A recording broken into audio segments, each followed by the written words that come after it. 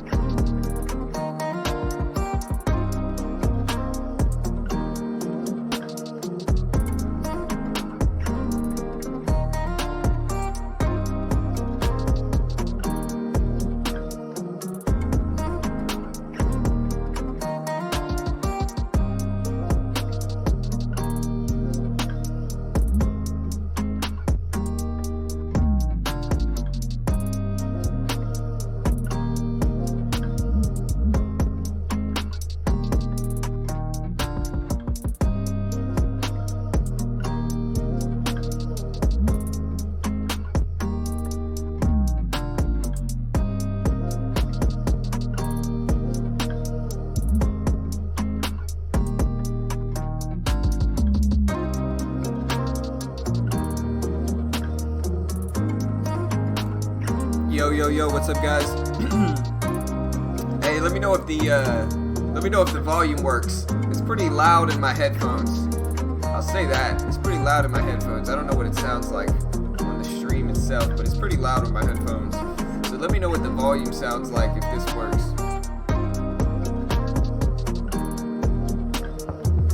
But what's up, guys? What's up, team?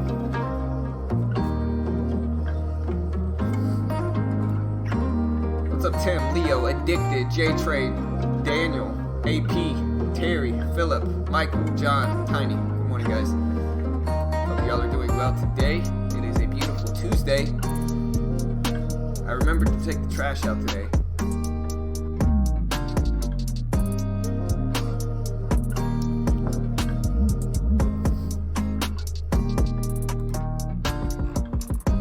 What's up, guys? The volume good?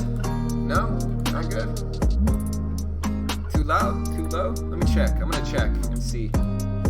We're good? I know we got half the people in here that like the music really loud, and then we got the other half that hate music altogether. And so, I don't know, they're always kind of battling each other over whether the music's too loud or not. So I'm just gonna check myself.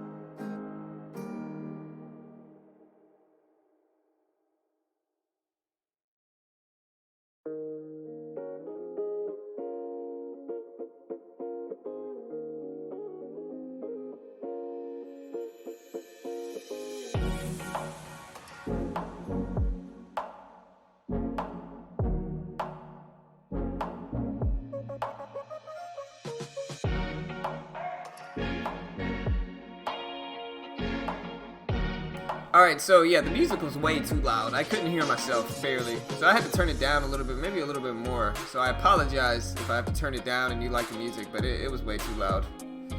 I like to hear your pearls of wisdom. I'm just dropping knowledge on everybody in here, man. You know, I'm just dropping knowledge. You know, all us ladies want to hear your voice, John. I know. You know, I gotta give the people what they want. I get it.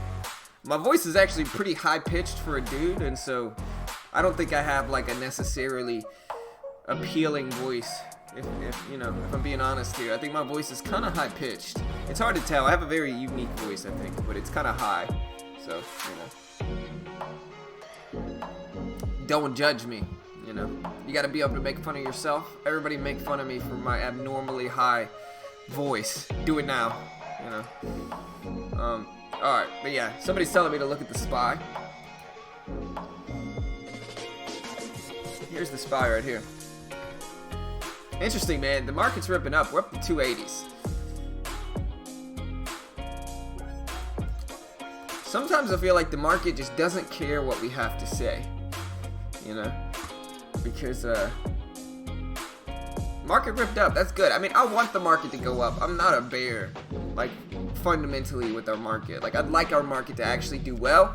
I want our market to go up, you know, because what really happens is that our market affects everything else. Like, this market is what controls the economy. And so this does bad, everybody panics, stops buying, starts saving, starts getting scared. This does well, everybody's happy, you know, starts buying and stuff.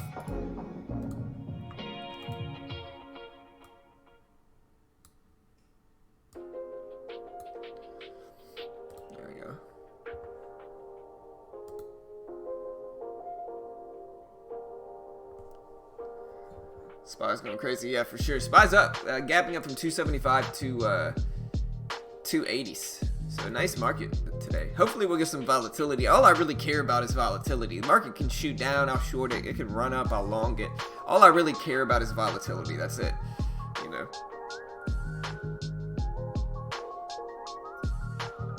That's all I really care about. So like the market can do whatever, and I'm just gonna trade as long as it's volatile and it's putting in pretty big ranges. I think you have a squeaky voice, Bill. You know, I'm just gonna say that. I think you got a squeaky voice based off of your message. What's up, Lil Gaines? What's up, man? MBRX? Yeah, a few people talking about that one already. I don't know, man. I just don't trust any of these bio stocks. They're usually terrible companies that just fluff up the price of their stock based off of whatever is hot at that current time.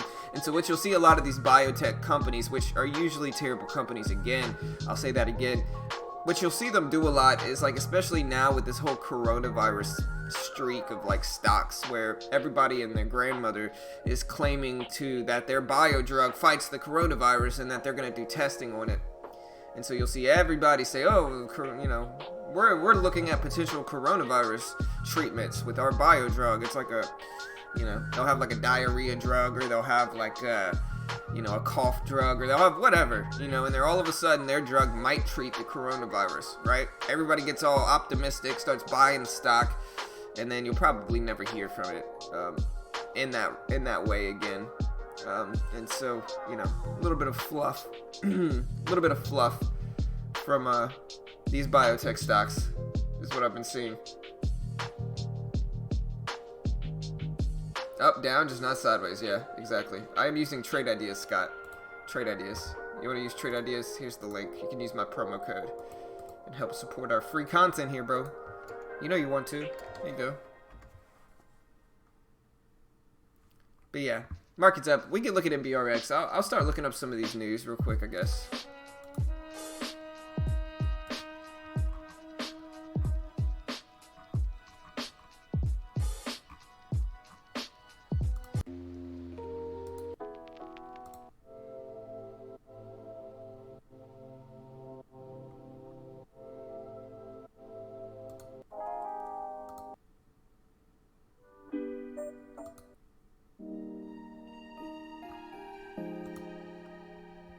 Yeah, they're Trade Idea scanners. They tell you the gappers. You can see some more scanners right here.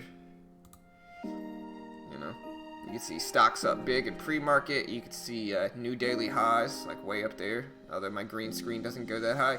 You can see stocks down, all right here. You know, I feel like a weatherman right now. You know, stocks up big in pre-market. You got stocks gapping down big, all in this area here. I'm the weatherman, you know. But yeah. MBRX, we'll take a look at it. I'll start looking at some gappers.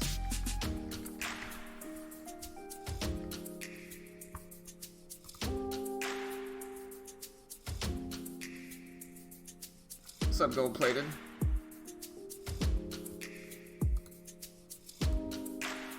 Alright, so first things first, we got MEIP here gapping up from 167s to 290.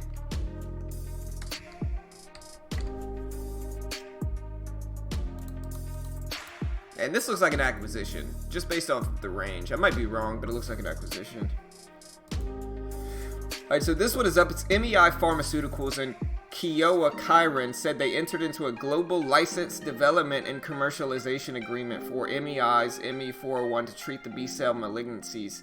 Their shares are up. MEI shares are up 83%. So yeah, they basically partnered for a global license and development and commercialization agreement for MEI's ME401 biodrug. So it's not a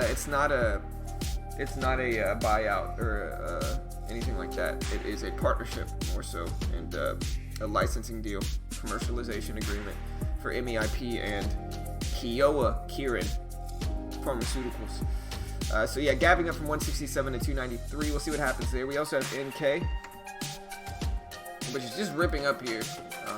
Maybe a 1 minute chart might be better for this one. This one looks good, gapping up from 314 to 465 for NK. They filed IND with the FDA, anticipate beginning trials in the second quarter. Let me guess, it's another coronavirus.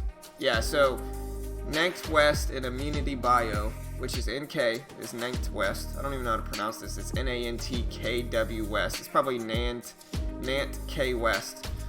I'd rather pronounce it Nant West. Immunity and Immunity Bio are in discussions with the FDA for vaccines and therapeutics to combat COVID-19. Like I said, biodrugs nobody's ever heard of all of a sudden start having treatments for the coronavirus. That's what's going on with NK. We'll see what happens with it. Not super optimistic for it. Maybe it gets pumped up. That's plausible, I guess. But yeah, we got ALDX from 248 to 305. I don't like the volume for this one, to be honest. We got MBEV, which I'm pretty sure is a CBD company, if I remember correctly, for MBEV. It's a cannabis company, gapping up from 130 to 159. We could look at this one. New Age Beverages, yeah, this is the CBD company. They saw first quarter sales at 62 to 64 million versus the 56.6 million estimate. So, I'd say about 13% better than expected there. And so not too bad, not too shabby. That's just really off the top of my head. That number might be right off, really, really off. Roughly 10% is really what it is. But NBEV gapping up from 130 to 159 because of positive first quarter sales that were better than expected for MBEV. We got the fake Tesla. We got TSLA here.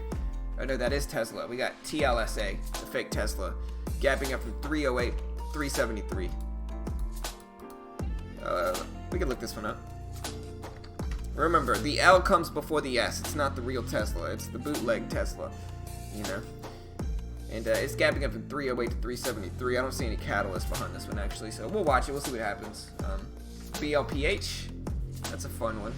Gapping up from 1190s to 1417 for BPTH. Or BLPH. And this one I've seen run a huge amount before. They submitted a new drug application to the FDA for their INOPulse therapy for COVID-19 combat.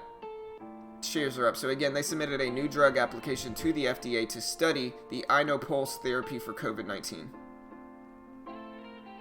So and this is all quoting from MT Newswires now. They said pre-market Wednesday that they have submitted an investigational new drug application to the US FDA to study its INOPulse inhaled nitric oxide system to treat people infected with the COVID-19, end quote. And again, that's from MT Newswire. So we'll see what happens with BLPH. Worth a watch. We also got Roku here. Roku gapping up big from $96.56 to $110, so a pretty big gap up for Roku. I think everybody's just home streaming. Oppenheimer maintained an outperform rating. They added 3 million accounts as the coronavirus forces shelter in place. So yeah, 3 million new accounts for Roku is what went down with this one.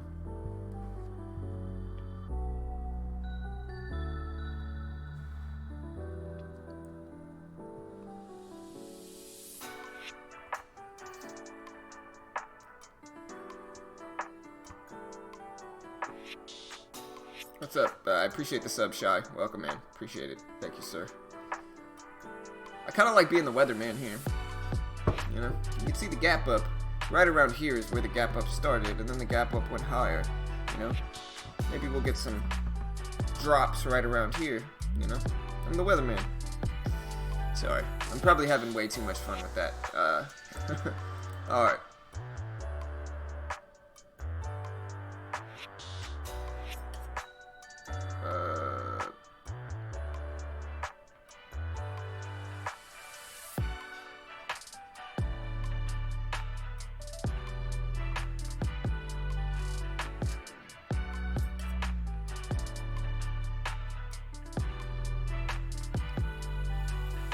Withdrew all but 1K. Sun is done. What's up, Dan? Small caps are hot. These CB plays are great. Yeah, for sure. I'm up over 100K on Apple this morning. Hey, share the love, bro. What's up, Scott? That Roku bounce. Will Groupon burn? I don't know, man. It might. Somebody wanted me to look at MBRX this morning. Gapping up from 119 to 137. I can look up the catalyst really quick for this.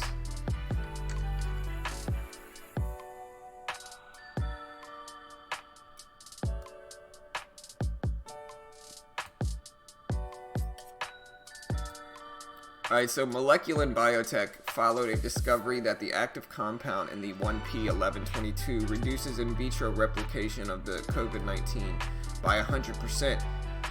This came out last week, man. This came out last week. You know what they're doing? They're trying to keep this stock over $1 is what they're doing. Because if it's under $1 and it maintains under $1, it gets delisted from the NASDAQ. And so they're trying to keep this thing listed is what they're trying to do. This news story, the same exact news story came out last week for the same stock, right? And so what you see is, you'll see yesterday it dropped below $1. You saw it drop below $1. Honestly, this little triangle, ascending triangle breakout looked okay here. Look at that. I mean, it's more of a wedge, but that didn't look bad, you know. But anyways, regardless, they're trying to keep this thing over $1. That's what they're trying to do.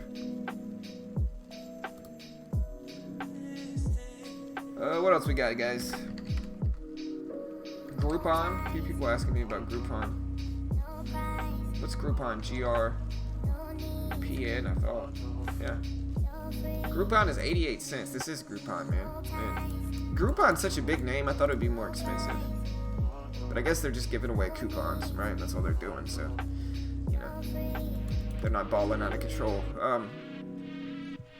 FNGU. PR.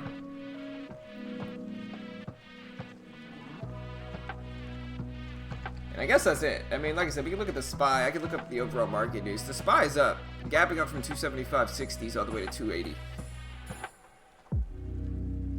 Is this really live? Yes, it is. Sad. Yes, we are live, bro. You think I would lie to you guys? Man, that hurts.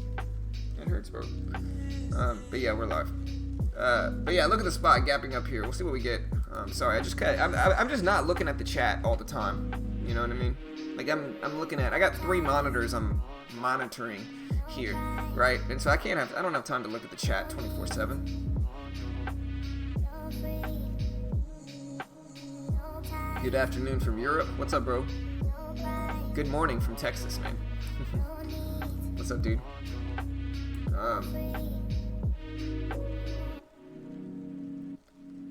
Alright, we got some news. I'm going to go ahead and shout out to my man Zaernon in the chat this morning, dropping some knowledge on us. I'm going to read his stuff again because he's got the good news, the easy, you know, bulleted list of the news. So I'm just going to read that.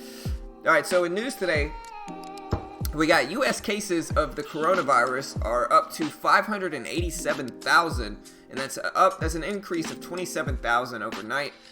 We have over 1.93 billion cases worldwide, which is an increase of 86,000 overnight, and over 120,000 deaths, which is an increase of 6,000 overnight. Some U.S. states are considering loosening the lockdown. I think that would be a terrible idea. Like, I think loosening the lockdown would be stupid. They're like, oh, it's getting better. You know, let's loosen the lockdown. It's like, the reason it's getting better is because we're on lockdown. Like, don't be dumb, man. You know. Anyways. Saudi is cutting oil prices to Asia to show supply war is not over. Oil slips as producers fail to banish demand fears. Texas oil regulators could mandate 20% output cuts. Trump wants OPEC to double its production cut. Saudi energy minister says global oil cuts above 19 million BBT. China energy imports weaken as virus exact tool on demand. Stock rise on positive Chinese trade data. And so that's why stocks are up as well. It's positive Chinese trade data. Gold keeps on rising as a safe haven in troubled economic times. Gold goes up when the market goes down. Everybody knows that. Bitcoin drops. Bitcoin's the one, like, listen, I'm not trying to hate on Bitcoin, right? But everybody is talking about how Bitcoin is the currency that is supposed to be used when our currency fails us, right? Like when the global currency fails us or when our country's currency fails us, people are supposed to use Bitcoin. And how come Bitcoin is dropping during the most sketchy time in the last 20 years? Does that make sense? No, it sounds like Bitcoin is just some very subjective, speculative-based currency that people trade with. You know, it's definitely not stable enough to be a real currency. It's completely too volatile. It's way too volatile. And you're kind of seeing the how inefficient it actually is, in my opinion, you know. Maybe I'm wrong. Maybe it one day goes to 6 figures. I think people have so much propped up on Bitcoin that they refuse to look at it objectively. They have so much of their business and all this stuff propped up on Bitcoin. They invest all of their life savings into Bitcoin. They have businesses that have started from Bitcoin that they don't look at it clearly. They don't look at it objectively. And I think that's what we get a lot of the time here.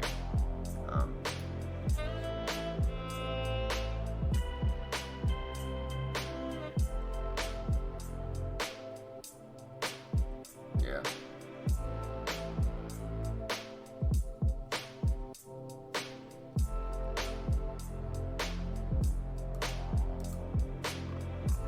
Shout out to my man Zayer9 in the Discord for dropping those news. I joined and John is talking about Bitcoin. Look, I'm not mad at Bitcoin. I like the concept of Bitcoin. You know, like I'm anti-big bank here. You know what I mean? Like I'm anti-big bank. I don't want the big banks to control everything. Like trust me. Like I'm anti-big bank here. But I also think that in order to have a feasible online currency, one can't cost thousands of dollars. That's not feasible. That's not practical. You gotta chop one up into a million little pieces like Willy Wonka, and that's what you gotta buy. Like that's stupid. Like it's an unreasonable price. And I think people people saying it's gonna go to six figures are again the people that have so much wrapped up into it that they need it to go to the six figures, or that it is super beneficial for it to go to six figures for them. You know, maybe I'm wrong though. Honestly, I don't know anything about Bitcoin. I'm just looking at it from an outsider's perspective. Volume. Why is volume so important on a trade? Is there a volume you won't trade? Volume's important on a trade because patterns and strategies are self-fulfilling, right? If you really think about what trading is and why certain patterns and strategies work in a market, the only reason strategies and patterns work is because other people think they work. Right? That's really the only reason they work. And so with that in mind, you know, if more people think a stock's going to go up, more people buy the stock, and fulfilling itself makes the stock go up. Right? That's the only reason technical analysis works. Right? And so with that in mind, the more people that are watching for a specific pattern or strategy, the easier it is to follow through. And if less people are trading it, less easy it's going to follow through, and the harder those patterns are going to find to fulfill, if that makes sense, right?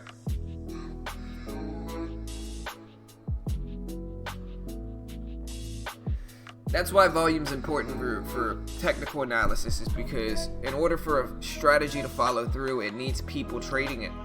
If people don't trade it, if you don't have any buyers at your breakout level, if you don't have any sellers at your breakdown level, then the pattern is not going to follow through. It's going to fake you out a lot of the time, and it's going to be worse. And so you need volume.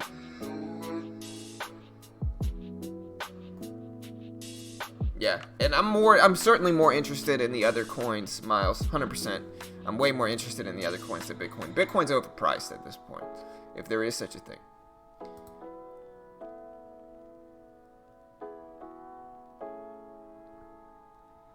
Alright.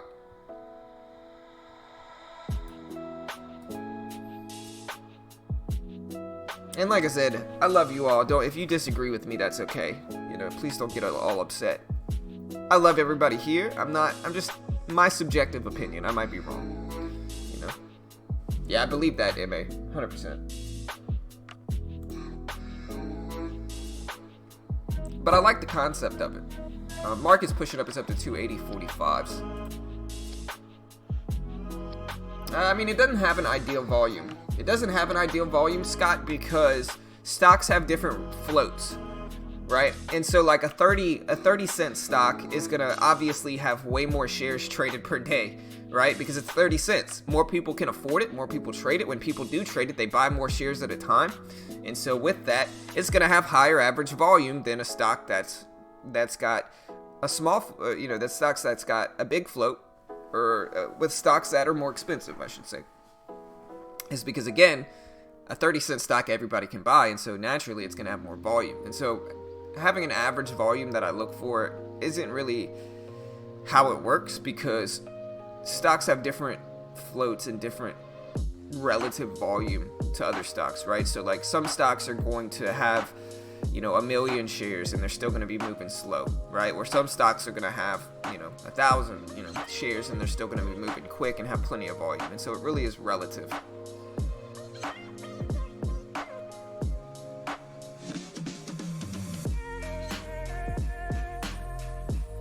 Right. Yeah, I'm just dropping that knowledge on everybody, man.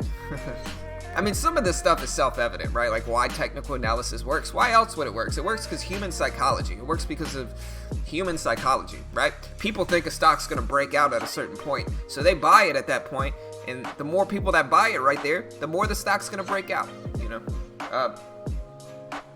What's a float? A float is how many shares are available of that stock, right? So like if a stock has a small float, if less shares are available, then when you buy shares, it's going to be easier to manipulate that stock because there's less shares available. So like, I'll give you a really simple example. That's not really a practical example, but it's a simple example, right? Say you got 10 shares of a stock, right? Say the float of a stock is 10 shares, which is not. Like an average float is probably like 15, 20 million or something like that. Maybe like 50 million is an average float, right?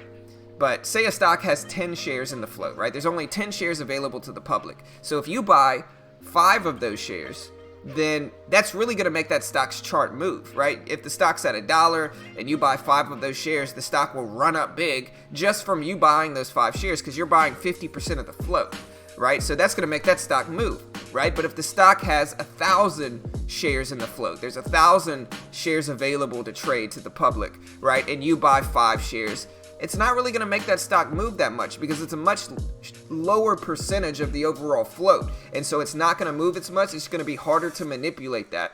And thus is why penny stock gurus trade low float stocks, is because they can call out a breakout to their hundreds or thousands of followers. And since they're trading low float stocks, when all their followers buy it, that's going to manipulate that stock. That stock's going to run up because everybody's buying it. Where it's like the stocks I trade, a lot of the time have billions in the float, at least like $500 million, right? So it's like me buying 1,000 shares is insignificant. It's not going to move that stock, right? And so that's why float of a stock is significant as well. And you'll see like big float stocks. Let me find one.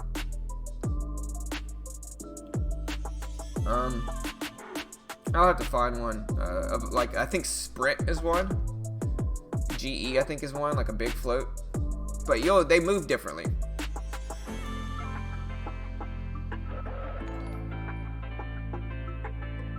Yeah, that's exactly what it is, TJ. It's the total amount of shares available to the public.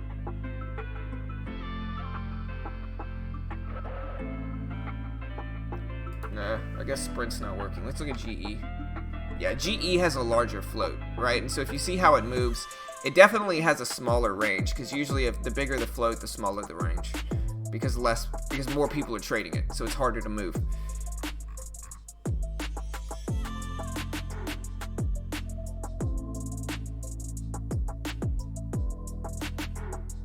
Yeah, for sure.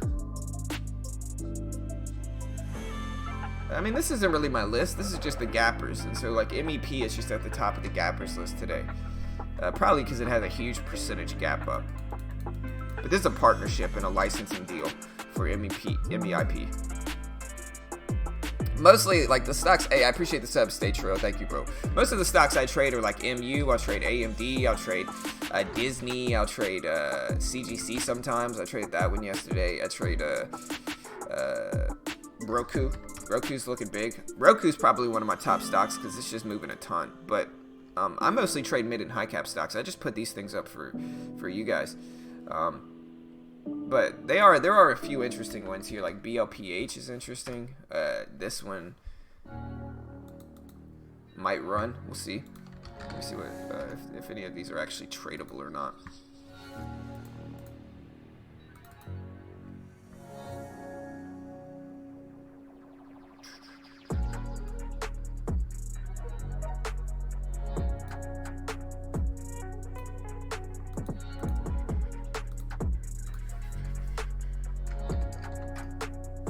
BLPH is not tradable, unfortunately.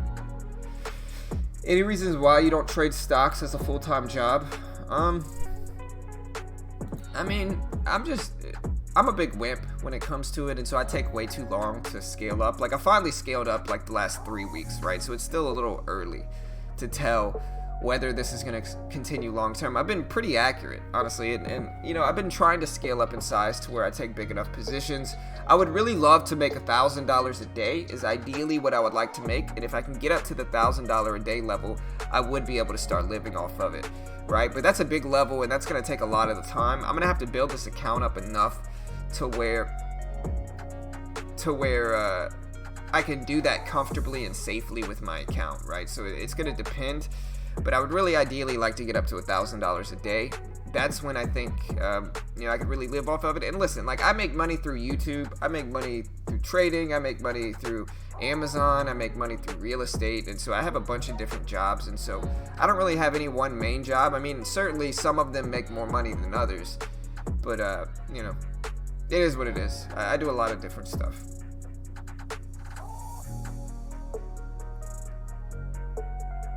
Like, we're more so just a free resource and community here, right? So, like, we're just a resource for traders here. Like, we're not experts. I'm not an expert at all. I think I know what I'm talking about, and I think if you watch me trade, I'm green, like, every day, for the most part. But I'm not an expert. I'm not selling any course or trying to act like one. I'm not flashing Lamborghinis. I'm just not that guy. I don't want to be that guy. There's too much of that already. And so I'd rather just teach people for free and not have any pressure on myself to win, because that's going to cause me to trade worse. You know, I don't have to win every day. I could lose every day. Nobody can say a word to me about it because I'm not selling anything. And I like it that way. I'd like to keep it easy and less pressure on me, you know. I also think that YouTube's going to grow faster if we don't sell stuff. You know, I think when you sell stuff, it turns about at least 30% of your initial viewers away. And I just don't want that. I'd rather just not sell anything.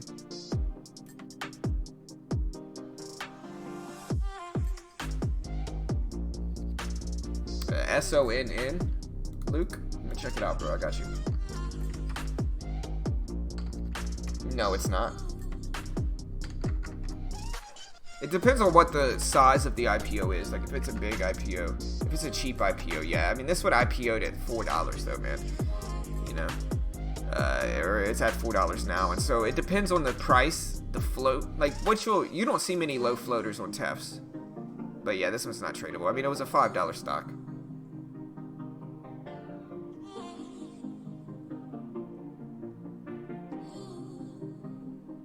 Would you ever make videos about how to make money on Amazon? I've made a few already. I'll see if I can find them. They're older, but I've made a few on it. I'll try to find my content. Hold on. I got a few good stuff.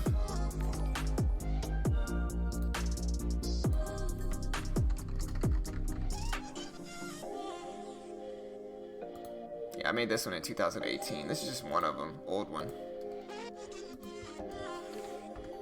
Here's an old one. John, do you ever trade stocks like ICD? The stocks I trade are a little bit different. It really just depends on if it's tradable for me or not.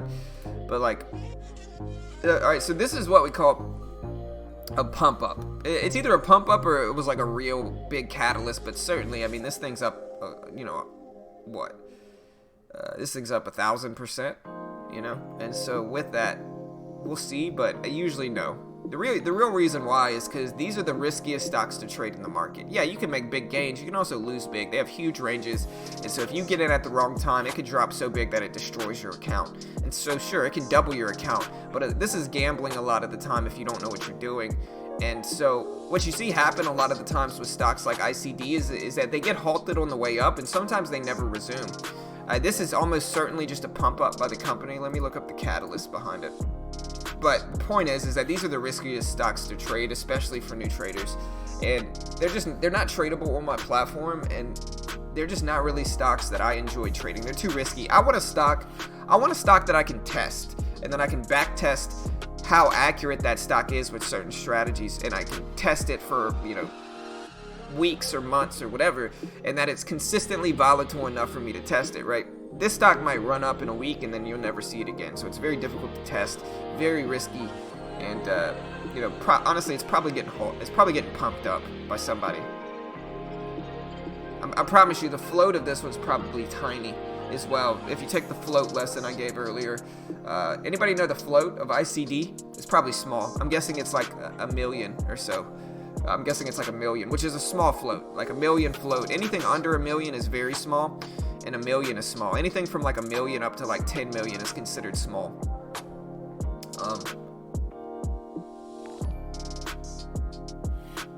So we'll see. It's a drilling company, it looks like.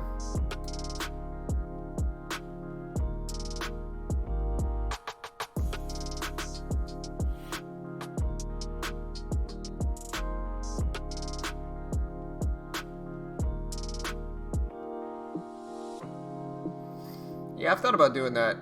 I love poker, man. Poker's my game, bro. I love poker, dude. Poker's like my favorite. It's my first love, if you will. Like, poker's my favorite game in the world. It's what I started. It's what initially got me into trading, right? Texas Hold'em. Because the concepts are very similar to trading, right? You calculate risk reward. You calculate what your pot odds are. You know, you calculate what the odds of you hitting your card are, and so forth and so on. And so you test things and you learn how to calculate your odds just like in trading, right? So extremely similar to trading. And I started with poker, and then I realized that you could trade stocks in a similar way, and I could take what I'm good at in poker and translate it over to something more, I don't know, something more grown, I should say. And that's what initially got me started.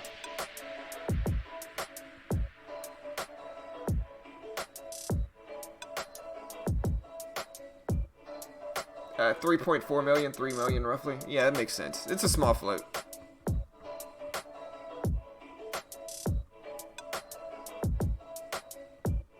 Do you teach classes? We don't charge for any. I mean, we have a bunch of, subscribe and go to our playlist section on YouTube, and we have a playlist called Free Day Trading Classes, right? And they're all free. We got like 30 of them, roughly 30 classes, long classes. Some of them are like hours long, and they're just on different strategies we use. Again, we're not experts or anything like that. We just teach people what works in like our system, and it might not work for other people. And so I do want to preface anybody watching our strategies with that they might not work for you, but we've got some good content on building trading plans and calculating risk reward in every trade you get into, and a lot of other cool stuff.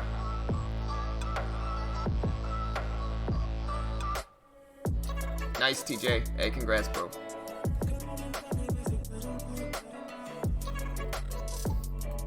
Alright, let me see if any market news came out.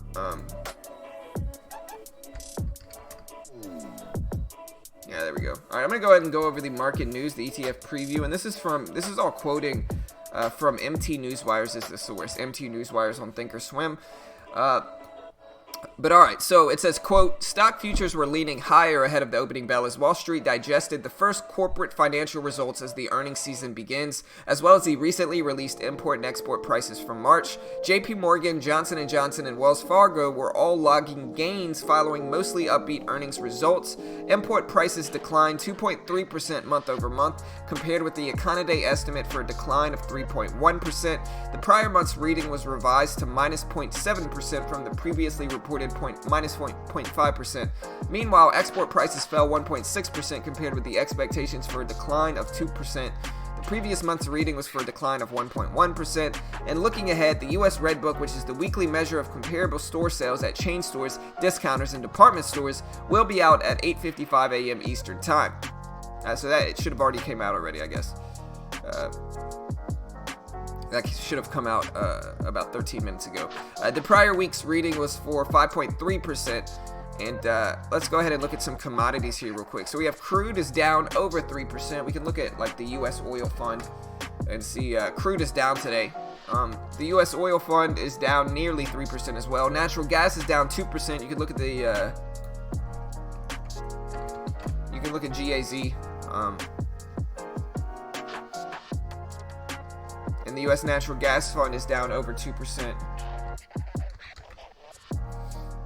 You can look at UNG here for that. So yeah, natural gas and oil both down. Gold is marginally higher. So we can look at like GLD here. As the Spider Gold Trust is up 0.7% roughly. Silver's up roughly 3%.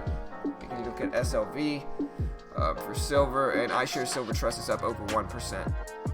And so yeah, that's the market news today, guys. Not a bad day. At least we're green. And it's all subjective, you know. Some people are going to consider certain things a higher and lower float relative to their own beliefs in the market and their own niche. Yeah, I said niche. Their own niche or niche, however you want to pronounce it. So it's all going to be relative and subjective. To me, a big float is anything over like 50 million. Or no, anything over like 100 million is like a large float for me. A small float is really anything under 50 million, roughly. And then I usually trade somewhere in between a medium-sized float because it's consistently volatile, but it's not so volatile where it's super risky and it's going to get halted left and right. Hey, I appreciate the subscribe, Edwin. Thank you, brother. Appreciate the sub, man. Welcome, bro. But yeah, we got the SPY here, gapping up again. SPY's up today because of all this positive news and sentiments. We got JP Morgan here, which put in good numbers. I could look up the actual earning results for JP Morgan since that's such a big name in the market.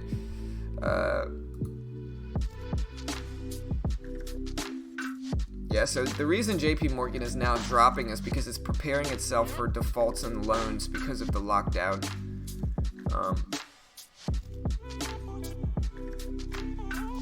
So yeah, it says JP Morgan reported a big decline in first quarter profits as the company prepared for a, quote, severe recession, and that was from Barron's.com. Hey, I appreciate the sub, Lee. Thank you. I appreciate it. JP Morgan also put out first quarter sales that beat expectations, earnings that missed expectations, but they built credit reserve for the recession as well.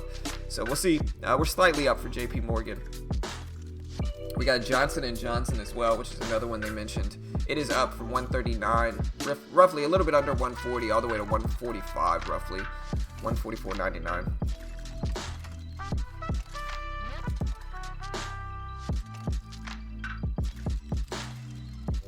Alright, so Johnson & Johnson put out first quarter sales that were good, earnings that were good. Guidance was lowered as the COVID-19 vaccine is eyed. Appreciate the sub, Jai. Welcome, man. Appreciate that.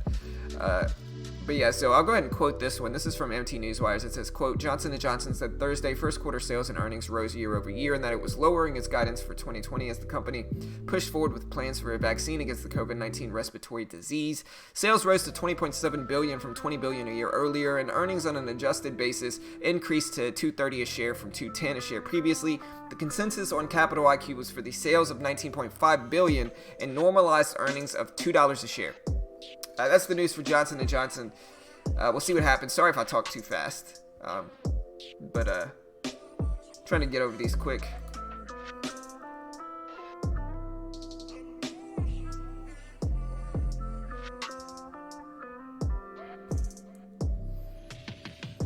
Yeah, sometimes Tiny, the different people have different floats for different ones. Because they're all analyzing it themselves, and so sometimes you'll see the floats differ from one to another.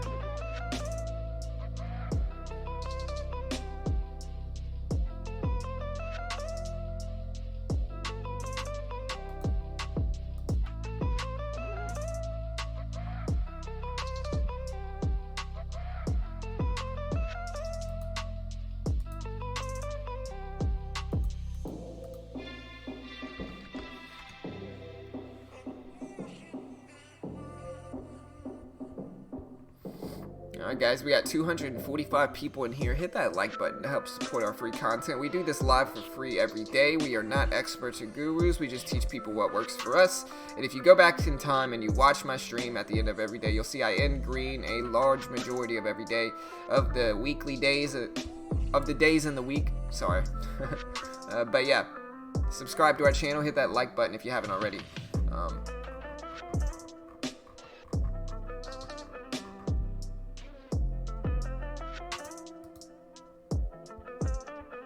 What does the gap up mean in pre-market? It just means stocks. This is the gap, right? So just to show you, it's really easy. So I guess I'll have to explain this, right? So stocks have main market hours. The main market hours for stocks are 9:30 p.m. or 9:30 a.m. Eastern time to 4 p.m. Eastern time. So from 9:30 to 4, that's the main market hours. That's when the bell rings and you have like the bell ring, ding, ding, ding, and the stocks open up for that day at 9:30 Eastern. It closes at 4 p.m. Eastern.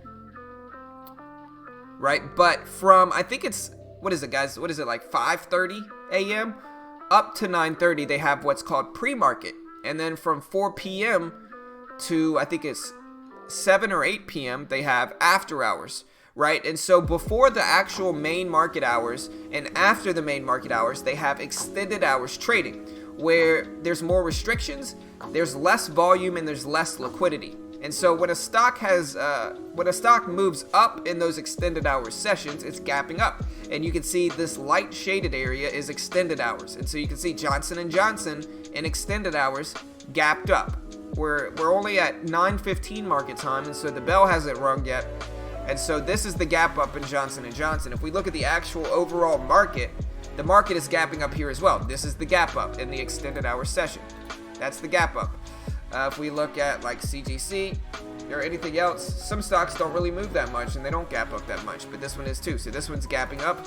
Let me find a gap down. So these are all stocks that are moving up in extended hours. Then we can look at stocks that are gapping down.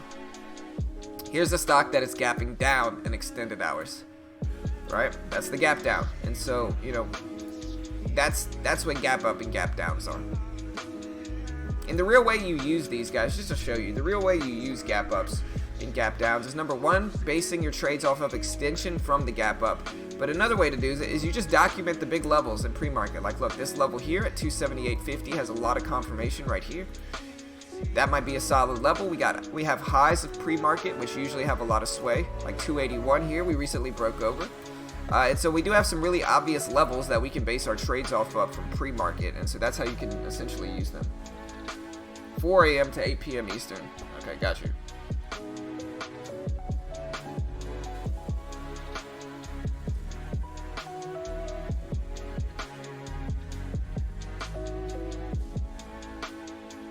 JP Morgan raised mortgage requirements to get a mortgage to 700 credit score and 20% down, and it's going to kill the real estate market. Hey, that's plausible. That's plausible as well. That's possible for sure.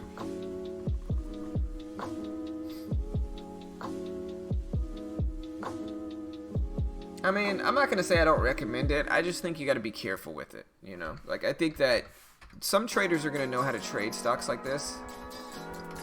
Some traders are going to know how to trade these. I think if you do trade these, you got to just scalp it, unless you're like options trading it. I think options trading it, if you can find options, make a lot of sense. And it depends, man. Some people know how to trade these. I think they're very difficult. I think a lot of the time, penny stock gurus will push penny stocks like this because they're easier to manipulate, and it's easy to flash 1,000% gain at a new trader and look how much money you can make, right? But you could also lose that very easily, and I think losing that money is probably more common than making money with these stocks. They're also really easily manipulated, and you know, you just got to be careful with them. I'm just not a penny stock trader. Obviously, I'm going to be biased against, you know, these to a certain extent because I trade mostly mid and high cap stocks, but everybody's a little bit different, you know.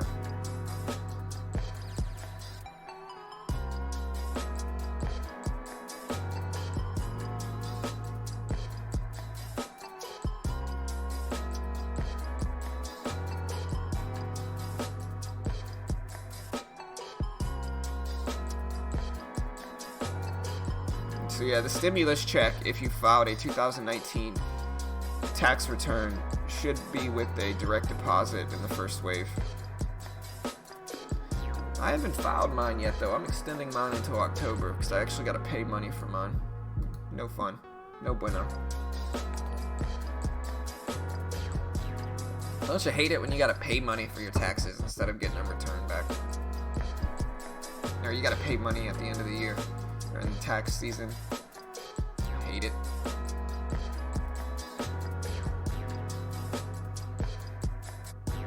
How would that kill the real estate market? Because people aren't going to be able to get loans on houses. A lot of people don't have a lot of people don't have 700 plus credit score or 20% down. You know, you buy a $500,000 house, you know, 20% down is $100K. And so, you know, you need basically $100,000 and a 700 plus credit score to be able to buy a $500,000 house. And, you know, that's a little bit tough. You know, you buy a $250,000 house, you need 50 grand and a 700 plus credit score, which is like a normal priced house. So it's going to be tough. Hey, I appreciate the sub, Joshua. Thank you, bro.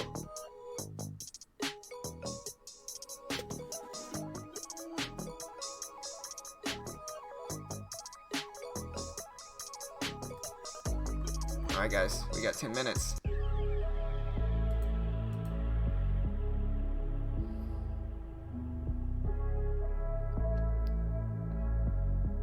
Yeah. Yeah, but for me, it's a little bit different. Texas, paying quarterly. I tried to pay quarterly. My accountant told me not to worry about it because he said that since I'm a sole proprietor, that I would have to pay, that I didn't need to pay quarterly. But I've gotten mixed results for all of it. I think I'm really supposed to versus how much I'm making with it and how much and everything else. But he told me to just wait and file it at the end of the year. And so if I get in trouble, I'm going to blame my accountant because I got documented emails of him being like, nah, dude, don't worry about it.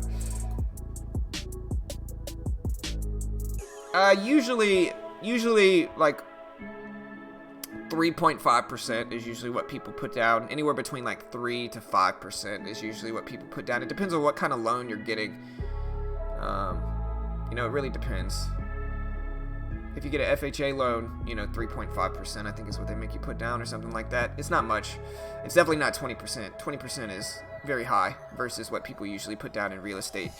But it just depends on what kind of loan there is. I gotta be very careful about giving people, like, telling people real estate advice. I mean, I'm a real estate agent, but, like, I'm a Texas real estate agent, so it might be different everywhere.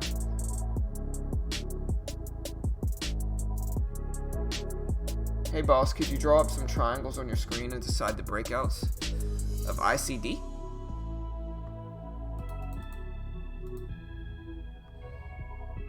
I mean, this probably wouldn't. There's no triangles here. Now, when this thing first started moving, there might be. None of these look super clean. The best one I like is this one. This is more of a flag. The difference between a flag and a triangle, just for anybody that wants to know, is a flag will have a pole to it like this. You know, a triangle will just kind of present itself without a pole.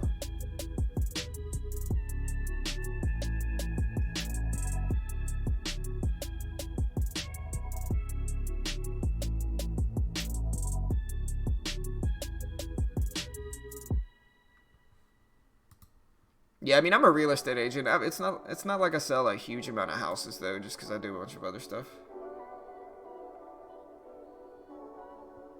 Yeah.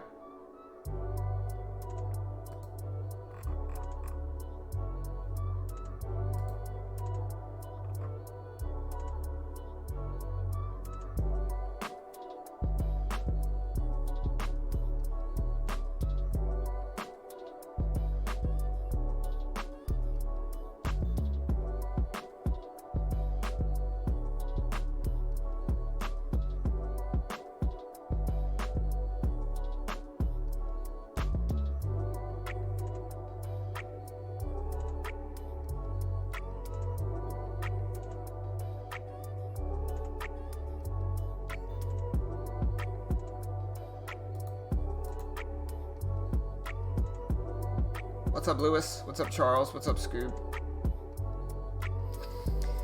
You're a real estate agent. Ever heard of wholesaling real estate? I consider wholesaling real estate kind of like the drop shipping of the real estate world, right? Like, of course, like everybody wants to make money without investing anything, but anytime that happens, it's going to be super saturated. You know, just really saturated. It's going to be very difficult. I think it's kind of like drop shipping in that I think people probably make more money selling courses than they actually do from wholesaling, you know, or they probably make more money selling drop shipping courses than they actually do from drop shipping, just because it's a way to make money from nothing. Like, you don't have to invest anything, and so with that, it's extremely saturated from everybody who reads a book about how to do it and tries to do it, right? But it's extremely difficult, and it's saturated, you know, for sure.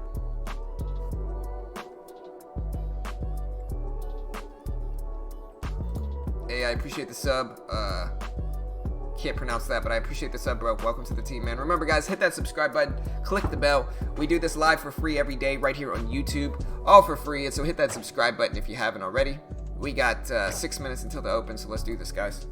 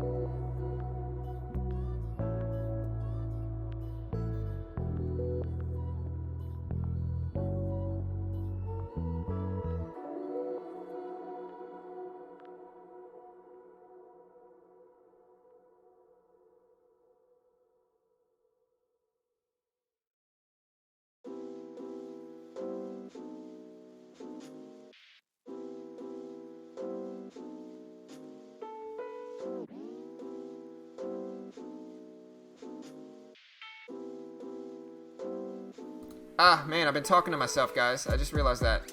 So yeah, this is a licensing and commercial deal for MBIP is what this is. For anybody asking about long-term investments on the stock market, I would just look at powerhouse stocks that are really healthy, like Disney, maybe, like stocks that are strong enough to bounce back and that will probably eventually bounce back. Like Disney's taken over the world, I think, and so I think Disney will probably bounce back a solid amount. It might, I don't know how long that's going to take, and it kind of already has. It just depends, you know. You just look at healthy companies that, you know, will probably bounce back. Not questionable ones where you don't really know, but like healthy companies that'll probably bounce back. No, I actually wasn't talking to my wife or anything.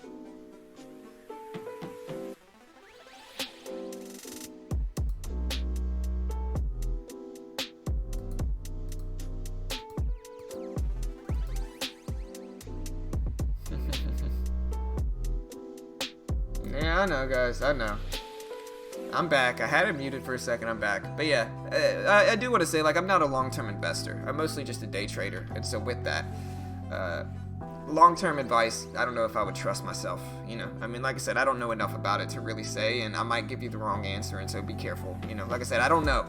And so I don't want to say, yeah, buy this stock, and the stock just crashes. Or no, don't buy this stock, and then the stock just runs up 1,000%. And then you're like, John told me not to buy it. You know, I don't want to be that guy, man. I'd rather just say I don't know, you know. Yeah, we'll have it on the screen. I don't know where Mitch is, man. I messaged him. We'll see if he comes.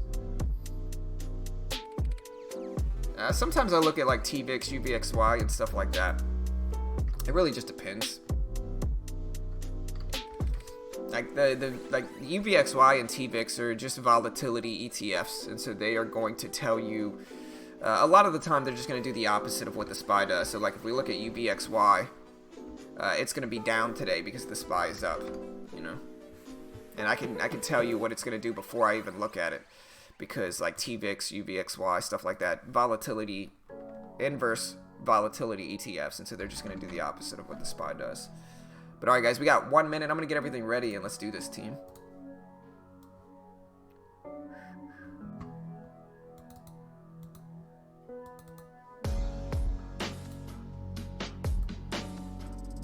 Alright. So guys, I'm getting everything ready for the stream.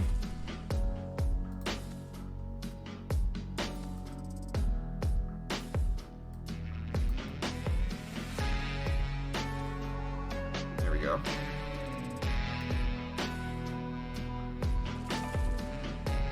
Let's do this, guys. Like I said, yesterday was green. Today, hopefully, will be green again. We'll see.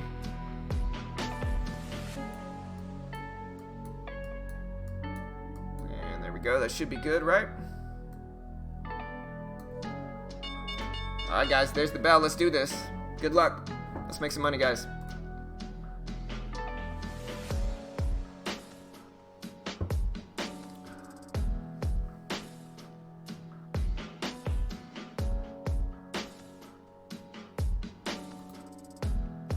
Let's do this. SPY dropping big at the open. Big pullback under that level.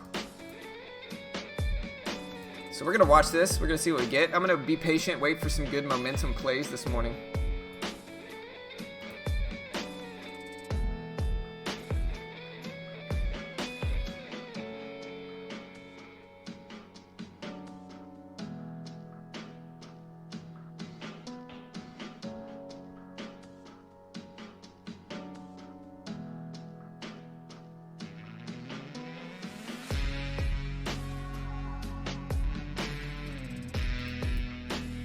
Alright guys, we got AMD spiking up here, actually going against the market, and so you guys know me, I usually look at like MU and AMD, and they are actually moving a bunch, and so we'll see if they follow the market any closely.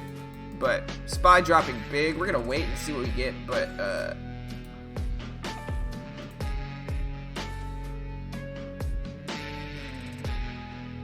no, I don't see any good ones yet. We're going to wait and see. We got 330 people here though, guys, so hit that like and subscribe button. Let's bring that number up to over 100 today. We got 80 likes already, and so hit that like button, guys. We do this live for free every day. Yeah, good luck, team.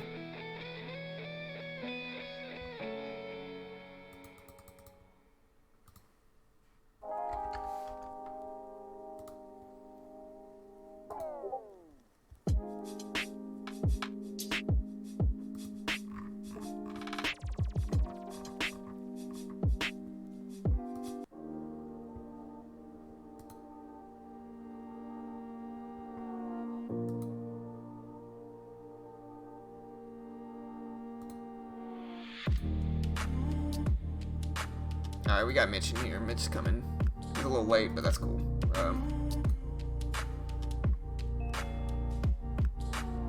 Yo, what's up, Mitch? Let me get the volume right.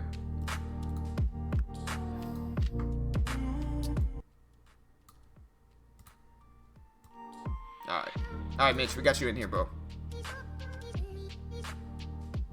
Yo, what's up, man? it's a little bit late, a little oversleeping. It happens, no stress. I appreciate the sub, Trying to Anthony. catch up. Welcome in. Alright, guys. Let's see what we got today. You're a legend, mate. Hey, thank you, bro. I appreciate it. Can y'all hear the music? Is the music in Mitch loud enough? Whoa. There we go. Alright, so AMD about to break lows here. I might actually short into AMD as it breaks lows. It just depends on what the market does here. If we can get a nice following move from the market, I might short into AMD and MU. It just depends. We're still technically above the VWAP with the SPY, and I'm going to remove some of these levels. It's clouding up my charts too much.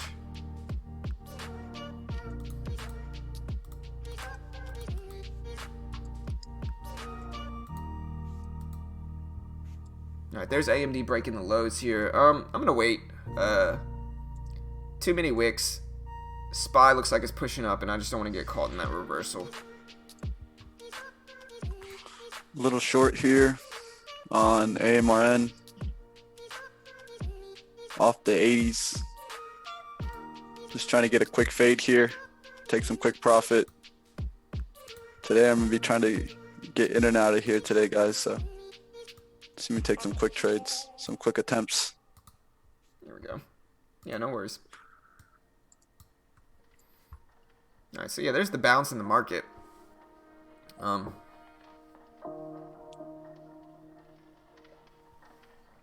Market pushing up, about to break highs here. I might jump in a few stocks depending on what they do here. It just depends on what the SPY does here as well, whether it gets rejected or whether it runs up. Still looking at a few different options. Lyft is actually running up big, not really trending with the market.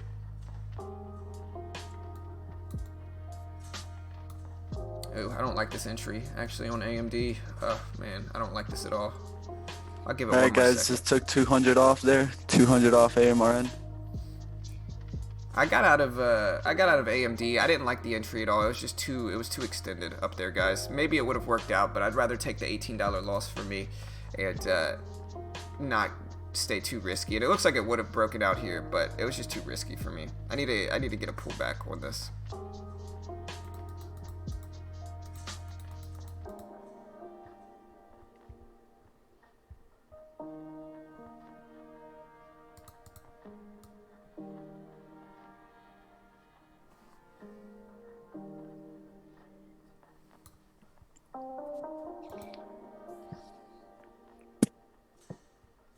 Alright, big breakout in the market again. Still running up.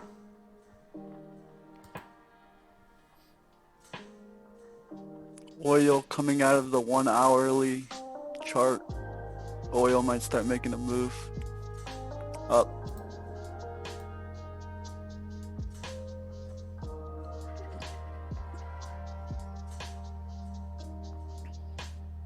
Might get out here, guys. It's looking like it's trying to squeeze. I'm not going to let it go past my entry.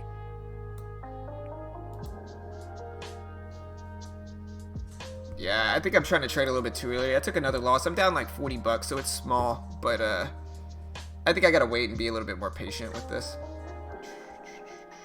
All right. I'm out of mine, guys. I took $15 there. Just trying to scalp something at the open. Yeah, your mic's a little fuzzy, man. Somebody's saying it hurts their ears. Maybe try resetting your mic, brother. Somebody said Mitch sounds like he's eating his mic.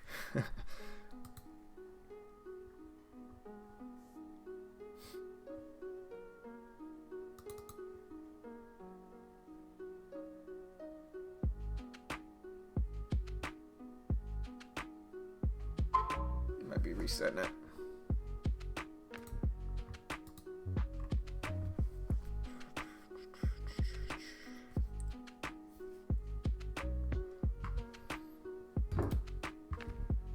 Ah, man.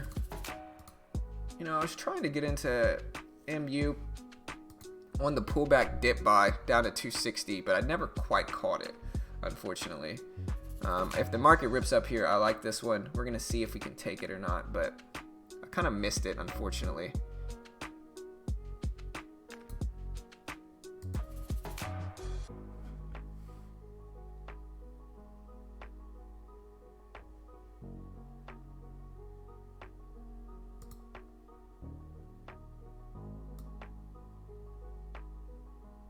See if the market can rip up here and squeeze me up a little bit more.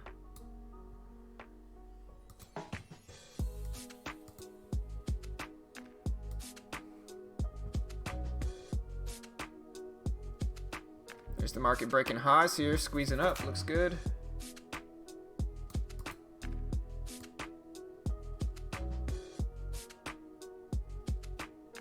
Still trying to push up.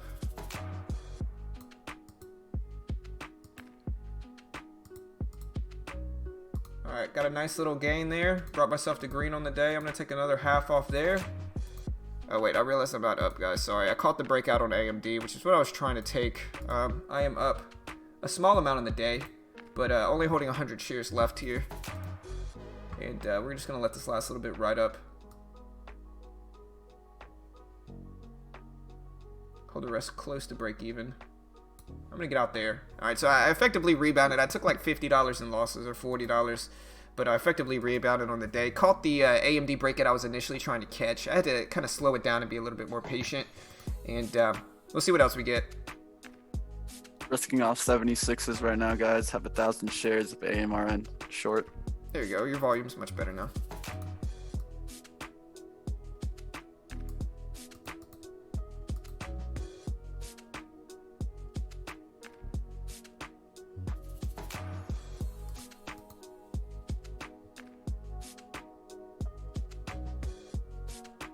There we go. We got 108 likes already, guys. So appreciate the love. Appreciate the support.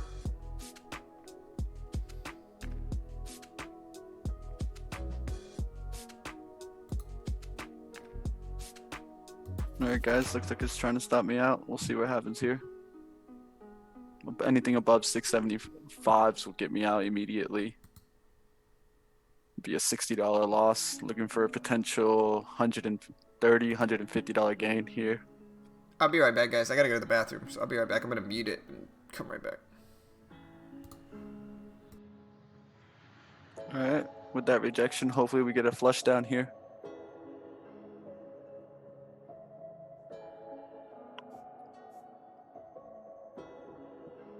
If it does squeeze me out, I might reverse the trade, guys.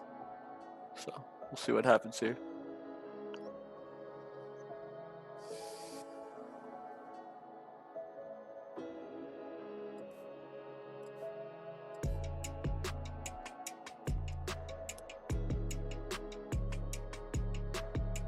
'76s get me out immediately.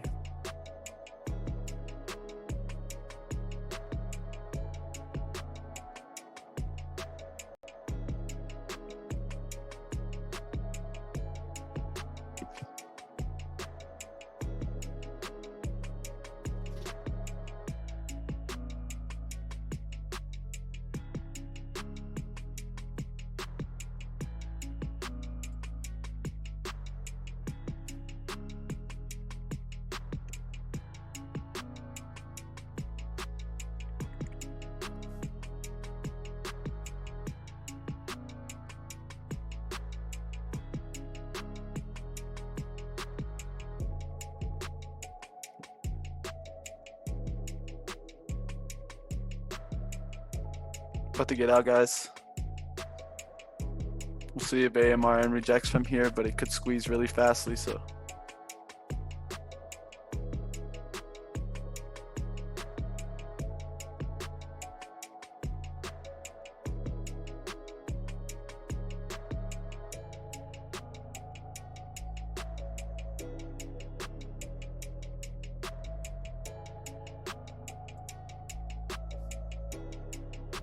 Like that rejection there.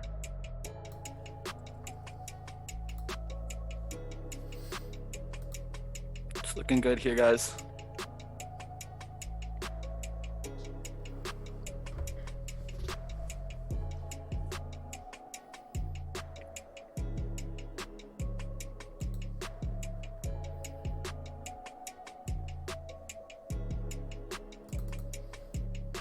lot of volume right here. I want to see if it breaks through and gets to 60.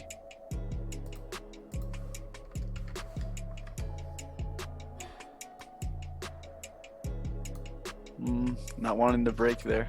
Not a good sign there. There's a lot of bidders there. Alright, I'm in MU with 200 shares. Small position. We're going to slowly start to grind it up like we did yesterday. Sell half there. Holding the last little bit. I'm going to take another half off there. Going to hold the last 50 shares to see if we get a larger breakdown in the market. There we go.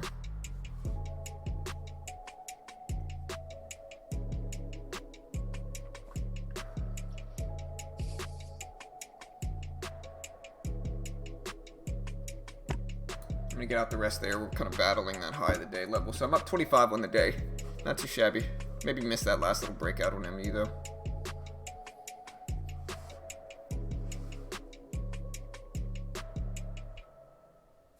Alright guys, could get squeezed out. Gotta stick really, really tight in this one.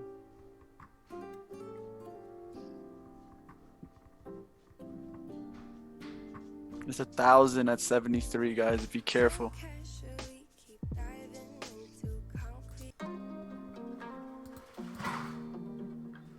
What genre of music is this? This is lo-fi mostly. Hey, Isaac, I'm gonna have to put you in timeout, bro. Come on now. Stop pumping up the dislikes in here.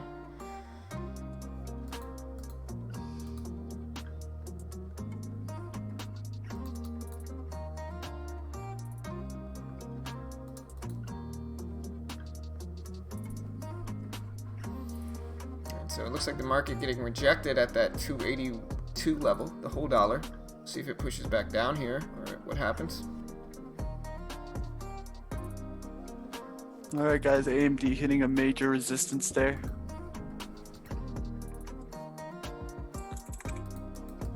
What kind of size do I take for stocks like MU? Anywhere between like 2 to 500 shares.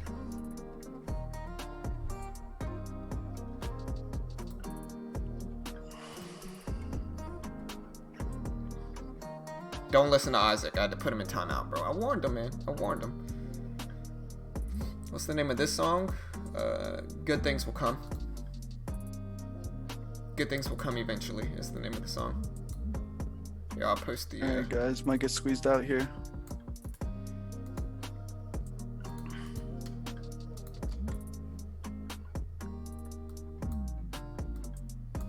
Yeah, it's Good Things Will Come Eventually by DJ Dens, the Rooster.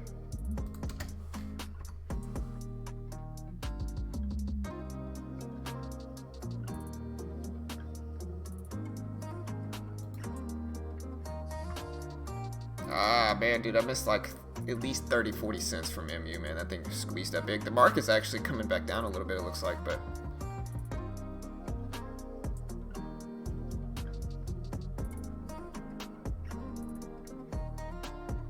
Still in my trade here. If we go up 1 cent, I'll get stopped out.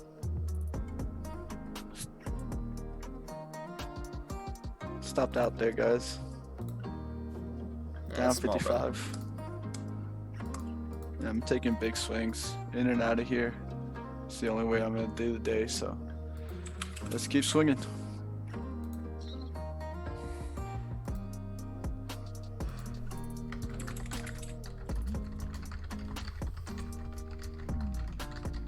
Alright, AMD starting to get it too far extended for sure.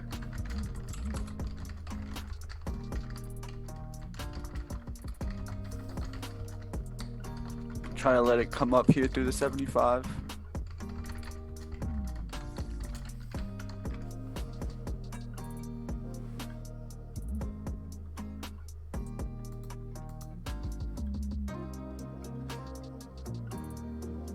Yeah, man, AMD rip it up here. Yeah, listen, I love Isaac, man. Isaac's a longtime member. But I told him he can't pump up the dislikes. I know you're listening, Isaac. You can't pump up the dislikes, bro. That hurts, man. It hurts. You know? People might think you're serious, bro. You know, you're pumping up the dislikes. Yeah. There's the market breaking highs here. The problem with AMD and MU is that they're both kind of extended already. I don't know if I want to trade those right now. But listen, Isaac, I know you're listening, bro. We love you, man. You know, just don't pump up the dislikes, bro. You know.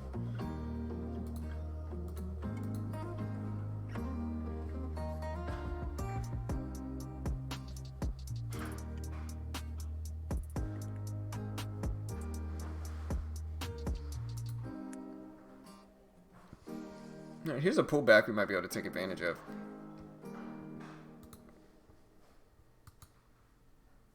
Roku dumping? Yeah, I mean, Roku was up a ton already, though. I might look at Uber. I traded Uber a bunch yesterday, too.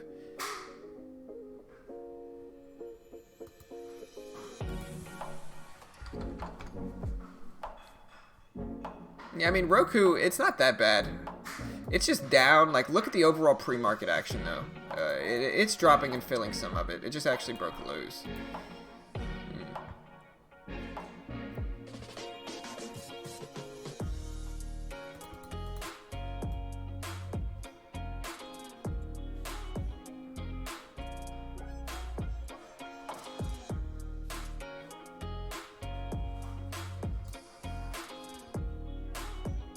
I just jumped in with 300 shares of MU.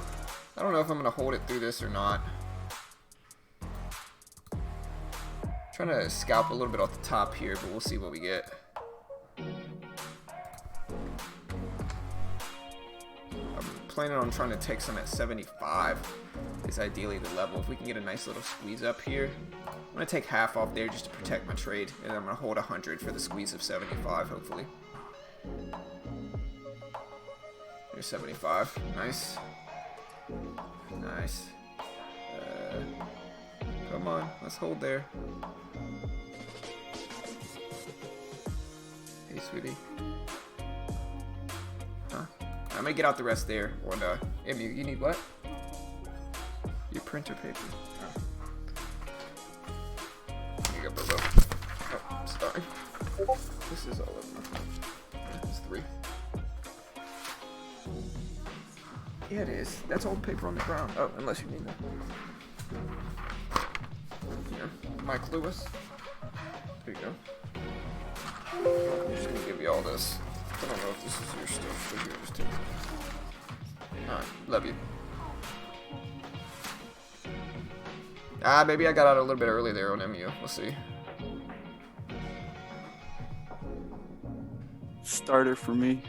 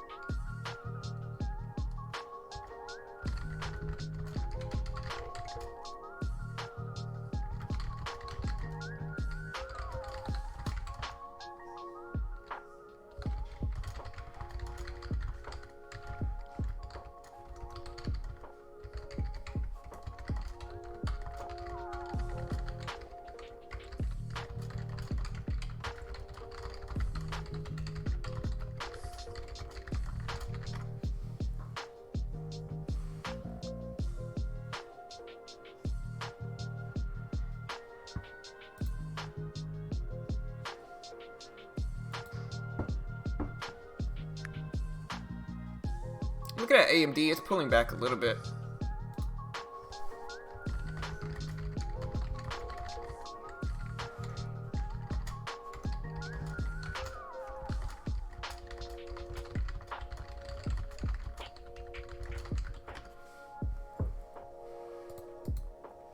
There he is.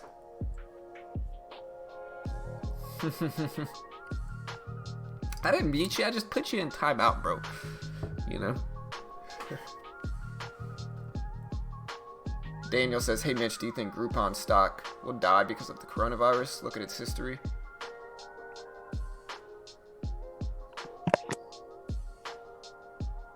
What's up? What's up, Trapper John? What's up, man? Really close to Daniel. Really close to Groupon. Really close to. I'm telling you, they're in danger.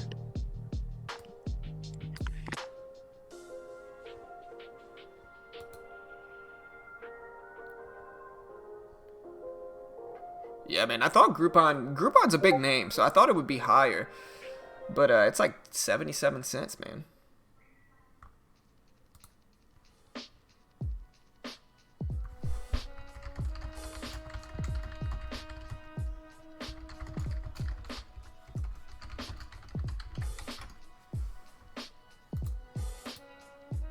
Yoga pants. Lulu. Hey, don't mention that name, man. That's like my wife's, bat signal. She'll come over here, like, quick, if we start to mention Lululemon. You gotta be careful when I say that. Yeah. She'll pop off over here, man, and start defending that stock. I think Lululemon is a terrible company.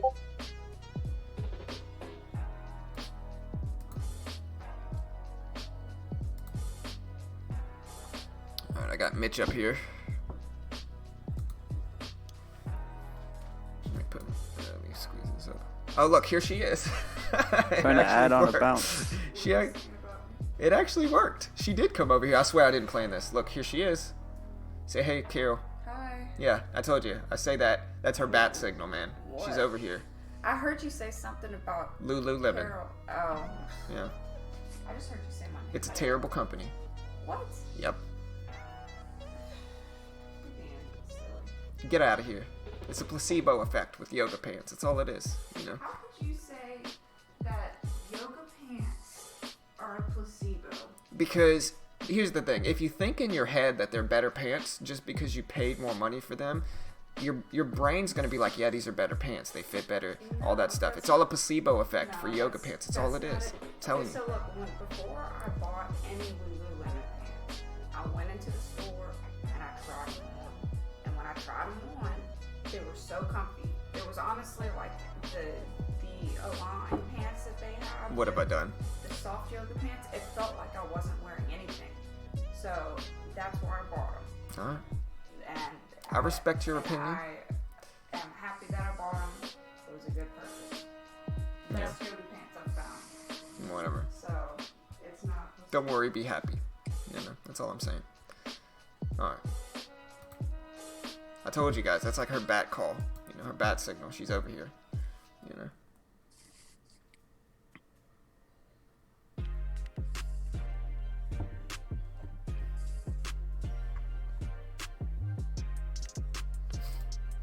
If I start saying UFC, she's gonna leave 100%. I start saying UFC or poker, and she's out of here.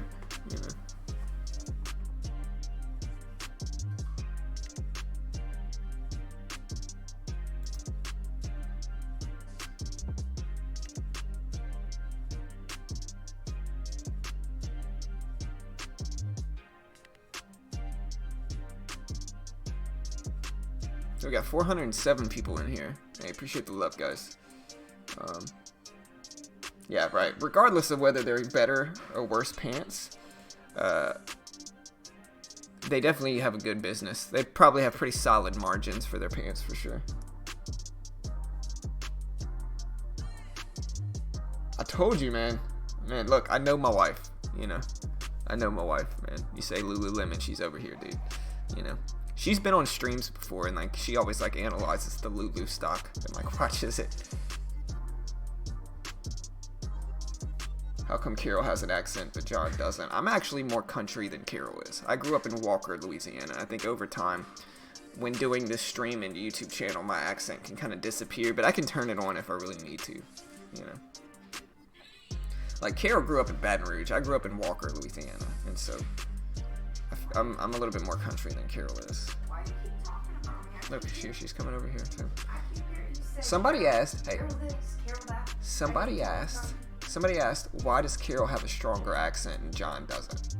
And so I said, I don't know. I was explaining that I grew up in Walker, Louisiana, and so I'm actually a little bit more country than you are because you grew up in Baton Rouge. But I still am from Louisiana. Right, but everybody from Louisiana, I guess you kind of say, the accents are all a little different. Feel that? You got a hair hanging on. New Orleans accent is more like, I'm from New Orleans, Ooh, Sha, I'm from New Orleans, Baton Rouge accent, I don't know if Baton Rouge has an accent. No, they do. They have. Alright, here, I gotta trade though. Love you. I'm gonna trade though. Did I hear John is gonna wear Lululemon yoga pants? I'll wear listen, I'll throw on a pair of yoga pants. If we get up to 30,000 subscribers in the next month, I'll wear Lululemon for a week straight on stream every day, you know. And I'll even point the camera down so you can see the yoga pants that I'm wearing. I'll wear them every day for a week if we get up to 30K in a month.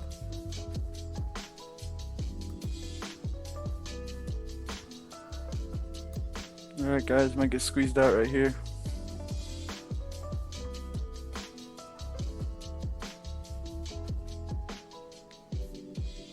I got Steve over here upset. You know, John's gonna end up in the doghouse. Nah, man.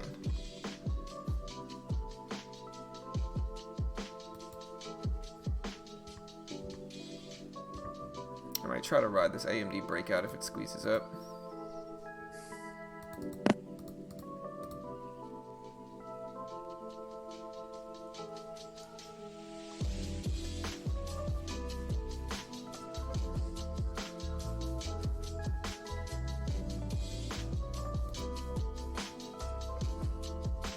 No, Carol is actually super allergic to cats, man. So, like, she's not Carol Baskin, because, like, Carol's actually allergic to cats. I can't have any pets because Carol's allergies are so bad.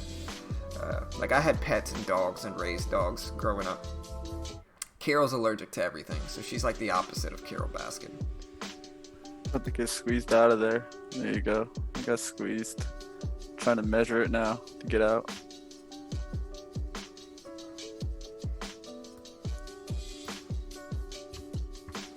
Oh, you're in AMD, my bad.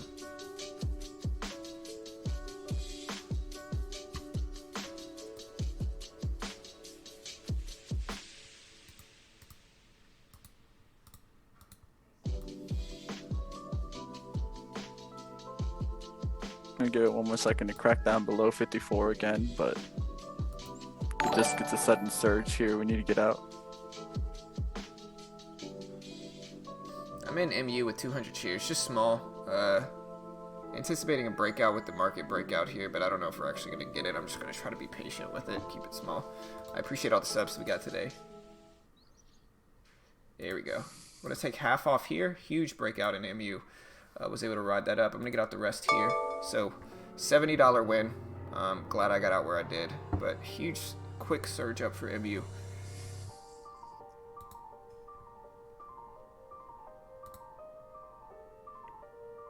Delta? I'm not sure. Mitch is more the airline guy. I don't really follow the airline stocks as closely as I should, probably. Whew, man, looks like I caught that quick breakout and then got out when I needed to for MU because quick turnaround. Probably good for you now, Mitch. That thing looks like it's breaking down. I like that breakdown. Yeah, it just got reshort at 90s. Still here at resistance will be 54.10. We really wanted not to go through that. There's a lot of volume coming in here, so if we do get the breakthrough 53.60, we'll add again, but from right here we got to keep it tight.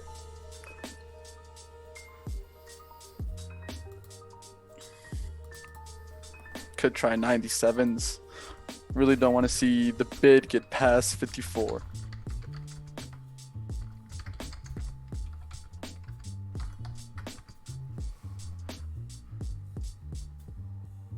Yeah, I'm scalping Kenny. I'm in and out, man. I'm not trying to marry these stocks, and that's why I'm not. What just happened is the prime example of why I don't hold these for very long and why I take profits very, very quickly. Because MU popped up like 13 or like 15 cents roughly, and then immediately crashed down like 60, and so that's why I take profits like I do.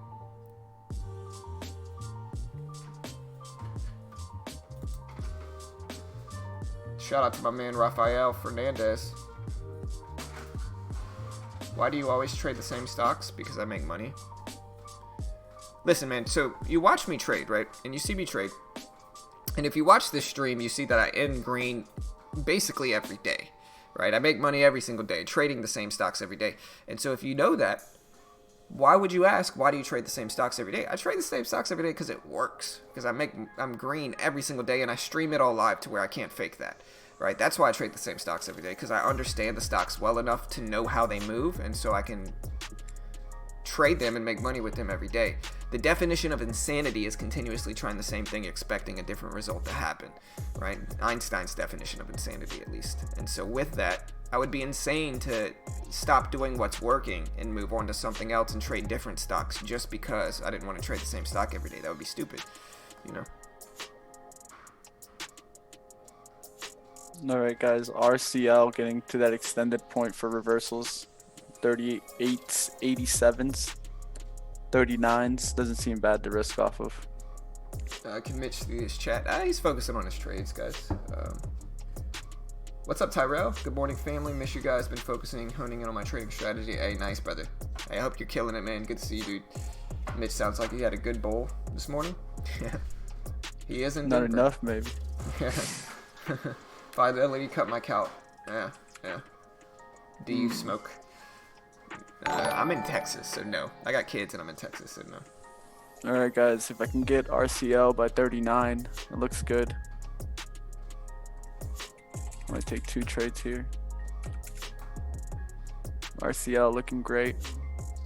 I don't even know if I have enough money to buy it also. Well, short it. How long have I been scalping in general? I've been scalping off and on for years. I've really been honing in on scalping in the last month or so. This is really when I've been honing in, and I had such good success with it that I've just kind of continued to do it.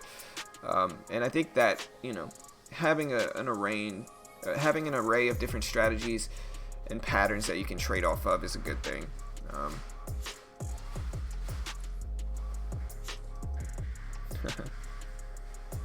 Yeah, I mean, I think that's the only answer, Joseph, is that why do I trade the same stocks every day? Because it works, you know. Appreciate the sub so far. Thank you, man. Yeah, Mitch. All right, we're back. Hey, guys. Hey, don't... that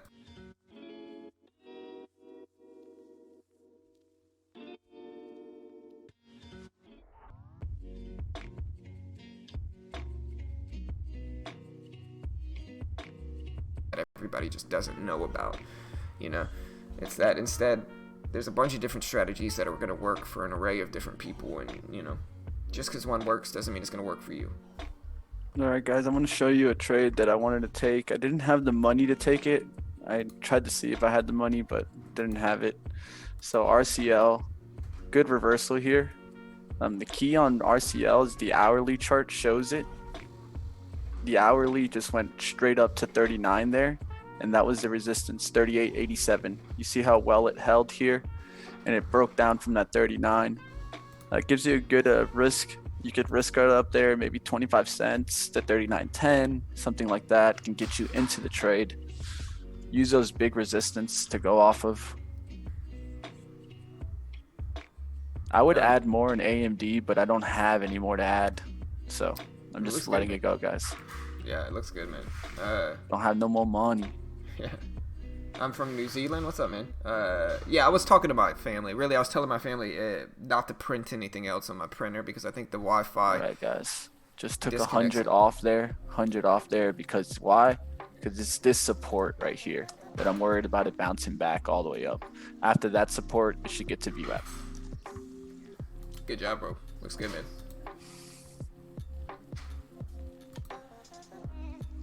Now, no matter what, 91s would get us out.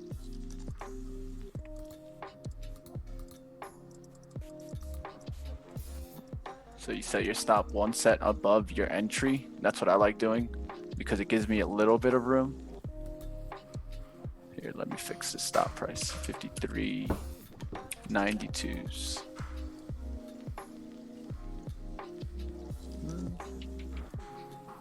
Oh, man, if anybody caught the scalping strategy I talked about this weekend, it just happened on Lyft. Put in that really obvious low at 31.57 and then just broke underneath it really nicely.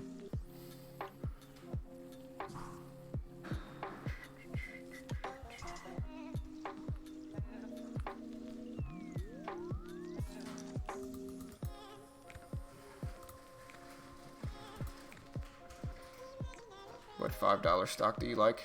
None. It just depends. It just depends, really. I'm not much of a cheaper stock trader.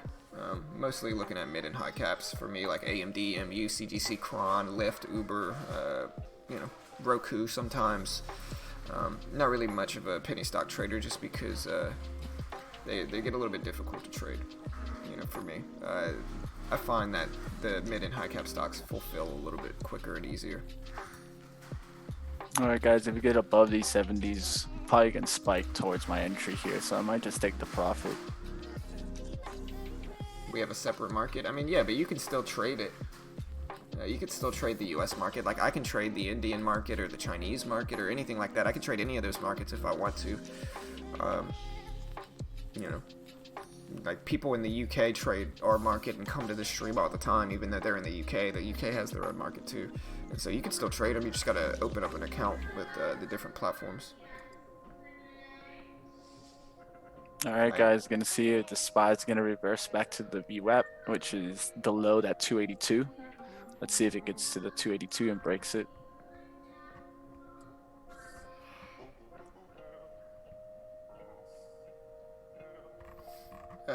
Somebody asked. I am from India, been trading with VWAP fades and they seem to work well. Yeah, they're a really powerful strategy for sure. You only trade the dragon, so you only trade Tesla. I see. Yeah, I've looked at Roku earlier. It was tanking the last time I saw it. Beautiful action there for RCL. Here, you think we can print that stuff after? No, Jack needs it for his class. Here, look, just the paper's up there. I have to move it up. Look, up there at the top, right there, at the top of the wood, the file. Yeah. How many pages is it? I don't know. It's probably like 2, I think.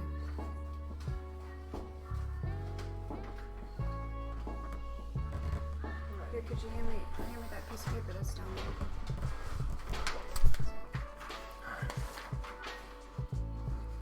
Alright, sorry guys. My wife needed the printer to start working again. Alright, be careful, guys. This is coming back. You could get a breakout in the SPY, so be careful. Want to see it really hold 83s, 85s.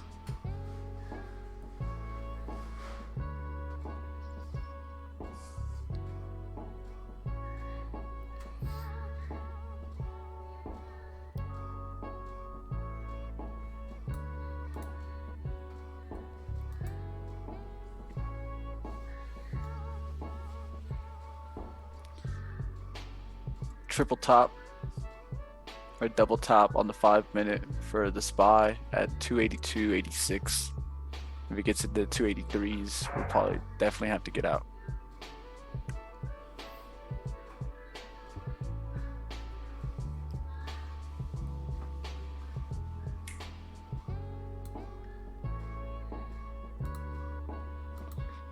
Alright, I just jumped in with 200 shares of MU, trying to scalp it up quickly to the whole $1.48 if we can.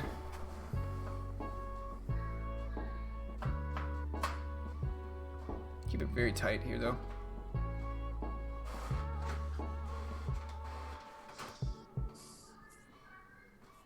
I'm gonna take half off there. Quick little trade, holding 100 shares left. Gonna hold those break even.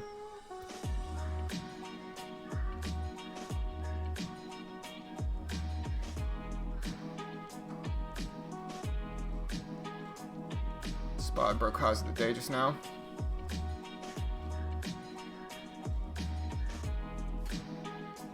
Alright, just added, guys. Gonna hold off 81s now. 81s is my out. Setting a stop at 82. I'm gonna get out here. Made a little bit of money for MU, but not too much. It didn't follow through with the SPY's upward momentum like I wanted it to.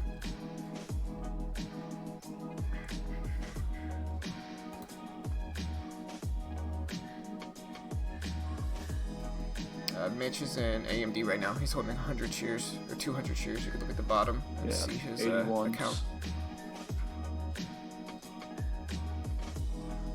Just risking off 82s right now. I have a stop placed at 82, which is pretty much my average. Yeah, market's pulling back now. It just got rejected with a double top at the high of the day, so that should be good for you, I think. Yeah, that's why I put it there. I knew it was the resistance, and worst comes to worst, at least shorted at the resistance, which keeps me in a very small risk if it breaks above this. to actually break even for the rest. So I didn't disagree with adding on to there. Yeah, for sure.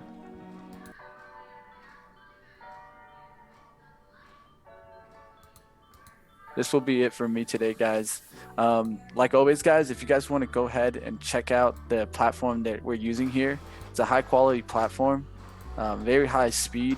That's why I'm able to do these trades. Like I was able to scalp some today, even with 1,000 shares I took, and only lost $55 there. I had a very good chance of making $180 on that fade for AMRN. So one of the things I really like about TradeNet is that low commissions. I'm able to short stocks, buy them. If they're tradable, I can go ahead and trade it. And that's what's the important part. A lot of times traders get stuck only going long, and you need to be able to trade both ways, especially if you're more of a range trader like I am. You guys see me get a little squeezed out there in AMD. At least we took our profits and didn't put ourselves in the hurt. This gives us another opportunity to get in if we need to. The SPY holding here above 283s would look bullish. You see a good push there in AMD.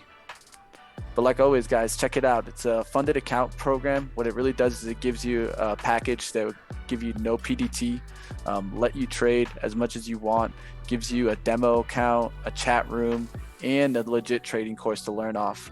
For you beginners, this is definitely great as it go ahead and give you the most bang for your buck. Yeah, for sure. And it operates like a prop firm. And so, like, they give you, once you're approved, it's a package like Mitch said, but once you're approved, you get 14,000 in buying power to trade with their base package that is currently on sale for $375. There's no PDT rule you can short, and it operates like a prop firm. And so there's a profit split of 70-30. And so, like, if you make $1,000 net, they're going to keep 300, you keep 700. It's a 70-30 split. And then there's a $700 max loss, and so if you go under $13,300 with their base package, that's $14,000 in the funded account, they close you down. And you can always open up another account, but it operates like a prop firm. And the big thing, like Mitch said, is it's just cheap. It's a really cheap way to get started. You're risking less. Instead of risking thousands as a new trader, you risk $375. And again, the sale still is going on, so if you want to help support us, we make a commission if you sign up through us. Of course, we're going to be biased in their favor, but it's a good way to help support our free content because everything we put out there is free. And so if you want to support us, you can check them out. All right, I like that rejection off 54.14s there. So Mitch's screen is up right now, Jeremy. My screen is up here too. Just since Mitch was trading, I had him up since I haven't really been trading right now. But here's my screen if you want to see it. One more rejection of getting above 54.14, and I'll reshort in AMD. Nope, got above that 54.14. All right, here's the breakout. Yeah, that's a breakout on my end.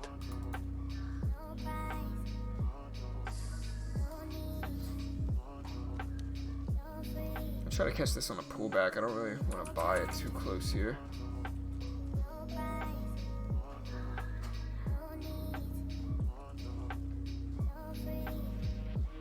There's the market breaking out. I wanted to catch it, but I just missed it. Maybe CGC looks interesting. I might trade that one.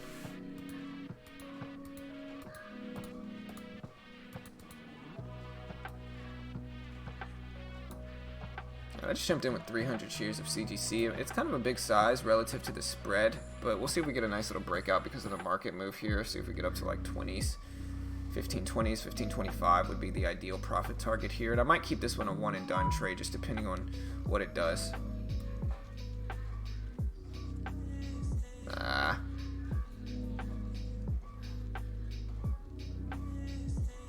Didn't move up enough relative to the market. I'm going to get out there. I don't want to get back too much of my profits. CGC is just not really the stock I usually trade. That's the first loss of the day, though. Here's my P&L so far.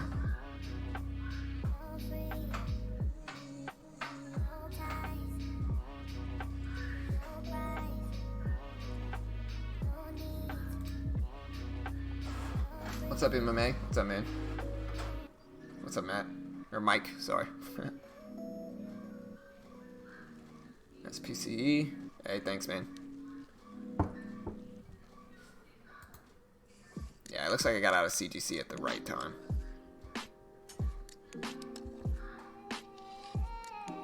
Oh, you're gonna short right here, guys, in a second. AMD. trying to let it get to the resistance, the next resistance. Yeah, I'll put you up. There you go.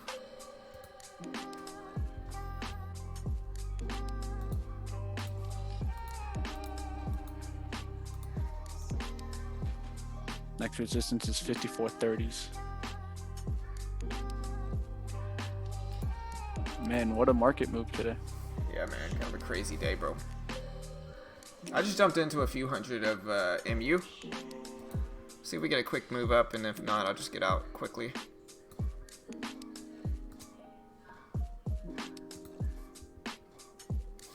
Ideally, I want to see a breakout over this 22 level, but we'll see. I'll try to be patient with it. Market's up, breaking highs, so.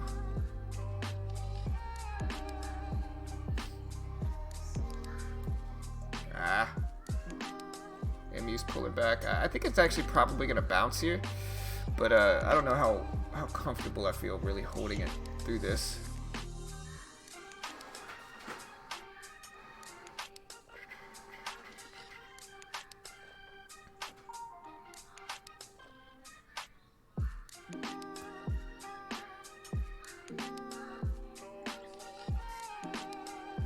There's the market moving up big.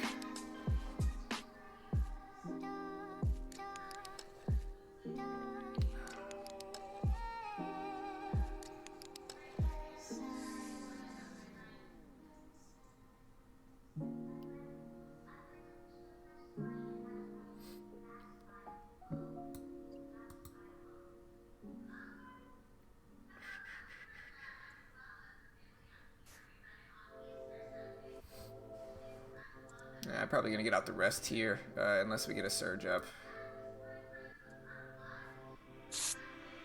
Starter. Looking to reshort as it gets into the 20s.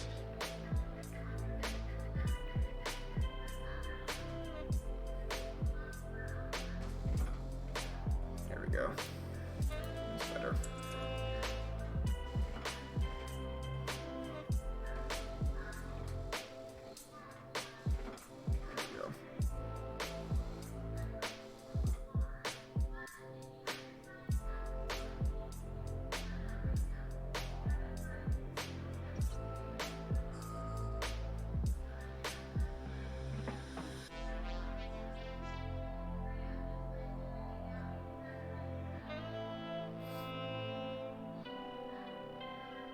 Well, now I have an easy risk level.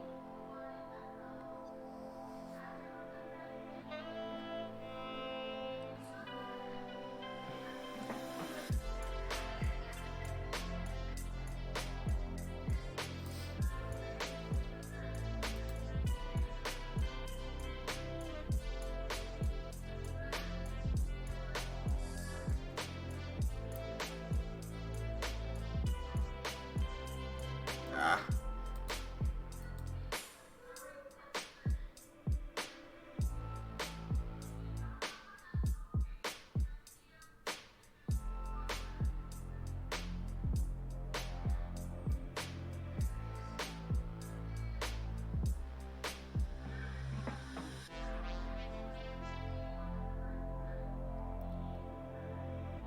Trying to hold it here. I might be getting a little too greedy with it, and this is what I noticed yesterday, is that sometimes my confidence gets a little bit too high because I'm putting in all those green trades, and so I think that probably is what happened here. I'm not really waiting for my entries like I should.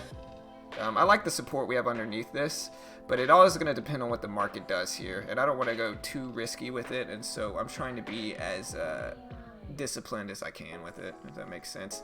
We're still in that range, and you know, it is what it is. We'll see what happens.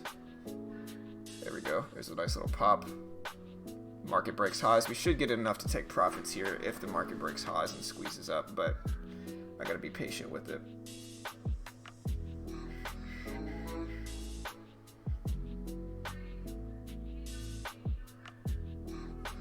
Alright guys, after this trade I'm going to be done, guys. Just want to let you know.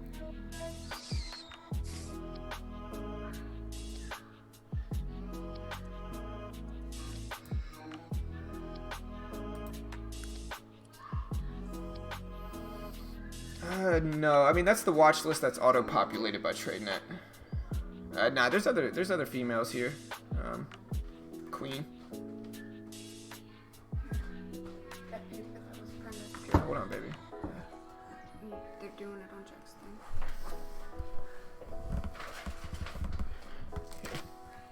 Oh, jeez. Yeah. You got a list right there.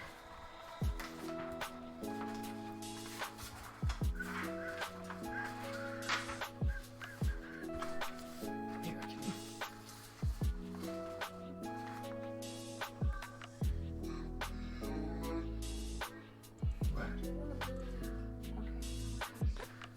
All right, guys, just added to my trade there.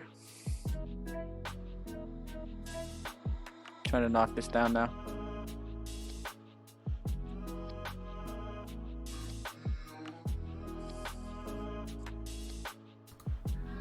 Alright, there's a nice little surge up. It's kind of on the... It's teetering where I could take profits and I might not. And so I'm trying to give it time to break out here and be patient with it. Part of me wants to exit some of it. Here we go.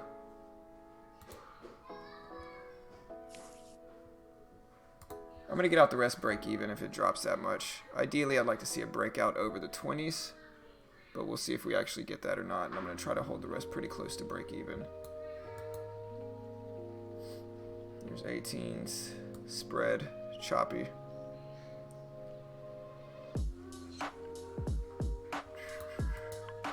And I'm really not afraid to get out. Just completely exit out of this one. If it drops below 15s, I will.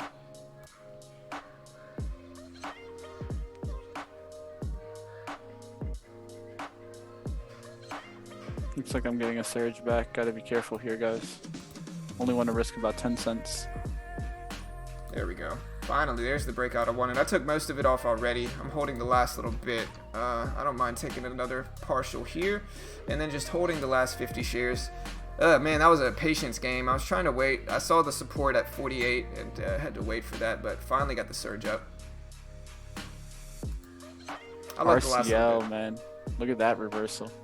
That was a really great one. I hope someone got that one. This one I brought up earlier. It rejected really, really well when it got back to the resistance. There's a nice move. We're going to see if we can let MU test 30s here, 48 30s. I'm going to get out there. Too big of a pullback. But yeah, $90 up on the day. I'll take that. We're just going to slowly grow it. That last one tested my patience. But, caught it. Man. Not too bad. Here's my P&L on the day. Made $100, over $100 on MU. If Mitch is in something, I'll put him up. Let's see.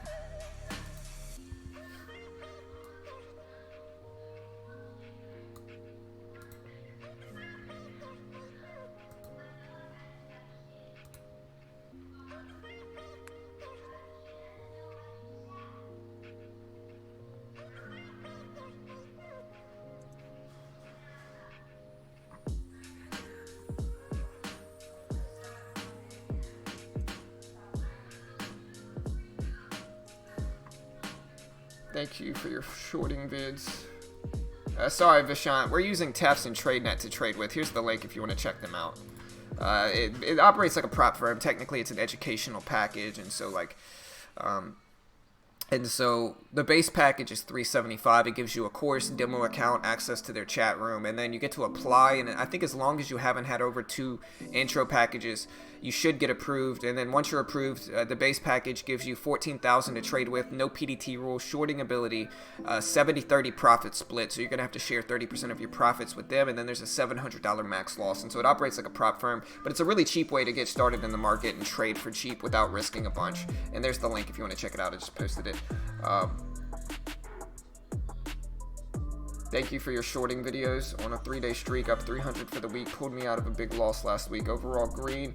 Your scalping vids too. They are what helped me keep my losses short. Nice, man. Congrats, bro. Happy to help, bro. Hey, handsome.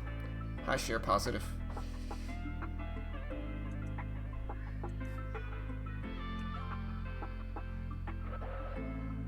That's for like a trading platform. And like It's like a trading bundle is really what it is. Course, demo account, access to their chat room, a lot of cool stuff. But yeah, you also see why I scalped MU, because as soon as I got out, that thing crashed back down, so I'm glad I jumped out of it. It looks like my CGC trade would have worked too, but you know, it is what it is.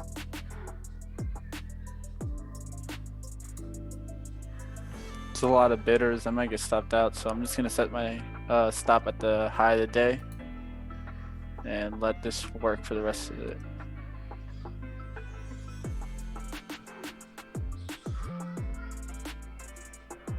Yeah, no worries, man. That's not a bad idea. Yeah, I gotta go walk the dog, so I'll be back, guys. I'm just gonna set a stop.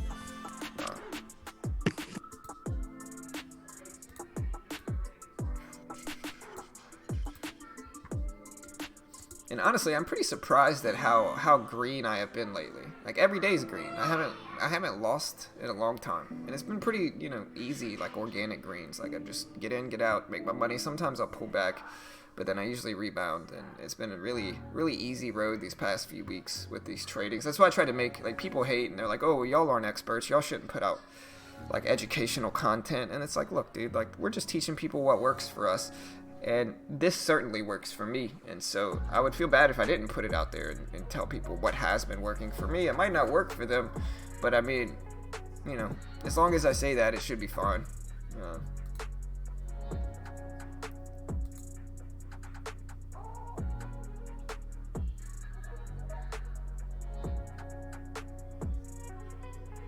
I'm pretty sure they can, Noah.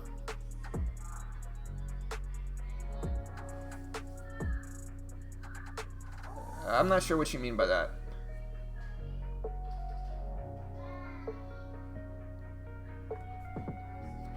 Oh, man, my ear hurts. Ouch. What if I have an ear infection? My ear kind of hurts.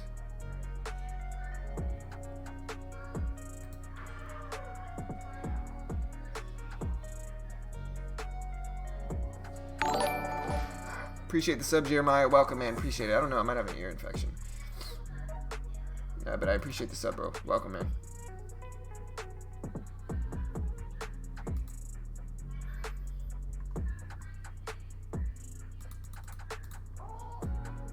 Kind of think about going long, and MU here, just keep it a risk under 48.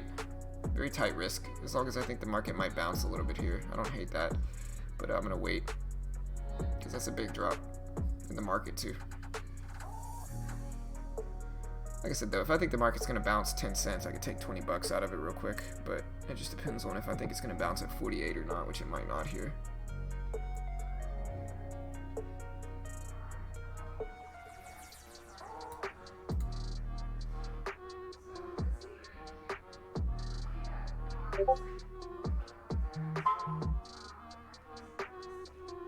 Hey guys, I just took a look.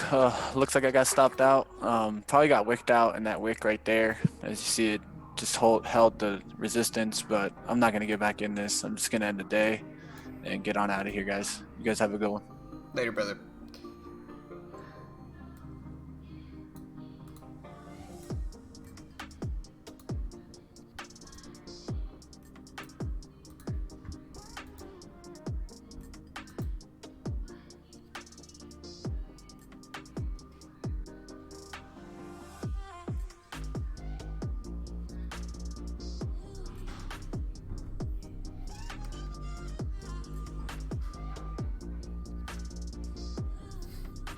Alright, the next thing is, where's the bottom going to be in MU, right? I tend to think the bottom is going to be right around here on a short-term basis, right here.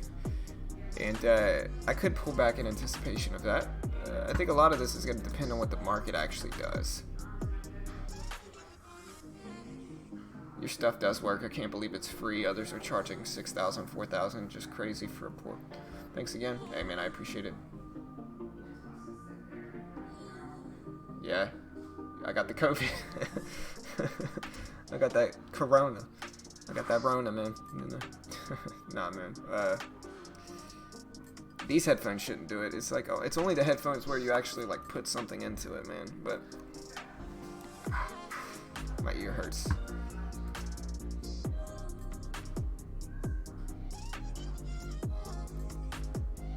You make plenty of disclaimers, so they need to turn to a different channel if they don't appreciate it. Yeah, for sure. One thing I've learned at YouTube is that people are fickle and insecure, man. You know, you do anything, nobody wants to see you do well. You know what I mean? Listen, I guess I say that wrong. Like, we always have supporting people. I think the haters are just louder, you know. But it's like, dude, like, I've never hated. I'm just waiting for a setup. I don't see anything right now, so I don't mind just chatting. But it's like, dude, like, I've never hated on anybody like that to where it took up so much of my time. Like, just to hate on somebody. Like, you gotta be a pretty insecure person if, like, you're obsessing over hating on somebody. Like, you gotta be pretty insecure, you know? In the end, like, people that are successful are the ones that focus on themselves and they don't worry about hating on other people. And so, you know, I think people don't realize that, and they spend so much time and they use so much of their mental capital hating on others that they miss out on opportunities themselves. You know? Hey, later, JJ. I appreciate the positive support, brother. I appreciate it, man. Yeah. GameStop King? My bad, bro. I've been seeing you asking about it, GameStop. I'm surprised GameStop is ripping. What is this for? It's a retail stock. I thought retail was getting hit. Did somebody buy them out? What's going on? Okay, an increased stake in GameStop by Scion Asset Management. I think GameStop is doomed. Number one, they're a terrible company. They hate. I dislike GameStop. I don't hate them, but I dislike them because they treat their workers terribly. They rip customers off, and I think a lot of people have misplaced like support for them because of nostalgia. When the reality is, most of the time, you know, they're just ripping their customers and consumers off. Another thing is that the technology sector overall, like specifically with gaming, games are moving towards digital now. They're not really, people don't really buy games anymore. At least most people don't. And so with that, I think places like GameStop, retail game stores are going to become less and less common and less successful because people are going to start buying their games digitally like they are now. Sorry, I got to put paper in the printer for my wife. My kids are doing school right now, so I got to do this real quick. There you go. You coming on stream? Yeah. Come on stream. I stuck my head on stream. Yeah. My wife, everybody. You know, say Hey, to how's it Carol. going? Yeah, last time you bent over to do the printer paper, I stuck my head on stream. No. That's probably better than some of the things you could have done there, but Yeah. here, let me fix this. Man, I look. Say hey to Carol. Tell Carol to come back on stream, man. Tell her to come back on stream. She's got to do a stream with me. She hadn't been on stream in like months. You gotta come back on stream, man. I've been you gotta come trade. homeschooling. Yeah, she's been homeschooling I've been my kids homeschooling the kids. while I'm working, so you know it is what it is. But I look know. tired. huh? I look tired. No, you look good. You did. You look good. I'm sure everyone else can relate though, Yeah. especially if they have kids. Yeah, if you got kids, you know this has been tough, man. Let's be honest, no one's buying games at GameStop, right? 100%. Hi, Carol. Hey, how's it going? This guy, is he? Rodrigo Ferreira is how you pronounce his name. Yeah. It's Brazilian. Don't you have? What? You know a Rodrigo Ferreira? No, I thought you did. On.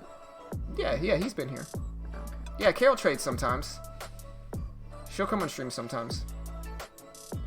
She hasn't been on in a few months, but I've been teaching her like VWAP fades and bounces and stuff like that. Oh yeah, the Tesla. When I traded the You need that Tesla stock. play. Not Tesla, guys. It's more so like you need that Lululemon play. Yeah. You know, this is the Lululemon stock here. That's what I'm down for. Is it up? Yeah, it's Yeah, it's up. It's gapping up overnight. It gapped up like $5, yeah, it's probably all the moms, which is like that 2.5%. have been working that are now home with their kids and they want to come pair of yoga pants. Yeah, they're ordering some $100 yoga pants, man. Yeah. $200 yoga pants. It's not $200. They're unnecessarily expensive, man. My mom told me that she ordered like a pair from the app. Great. A pair of Lululemon yoga pants. Great. That's where it's at. If y'all want to buy y'all's girl a nice pair of yoga pants, that's the way to go. Lululemon, man. You know, do it now. Did you start the printer? No. Here, watch out. I can't start. Watch out. Here, I got it. It's out of paper. I gotta hit OK. Yeah, but I just did that. No, you didn't. See, it doesn't work. On the What? phone, I I'm did. gonna hit it with my toe. There you go. See? There we go. That worked. Y'all like the shirt? You see how it makes? You see how it? Yeah. It's Great. kinda I love it. fuzzy. You see how it makes us look like pale? We really don't look like that. Like that's how we really look, you know. But like the green screen messes it up. Now we look like pale, like vampires. You know, Wow. normal vampires, normal do that. vampires. You know, see that? I don't know. It's just this. It's the lighting in the stream. Yeah, it is what it is. How much stuff are you printing? I don't know. How much stuff can a 6-year-old have due for school?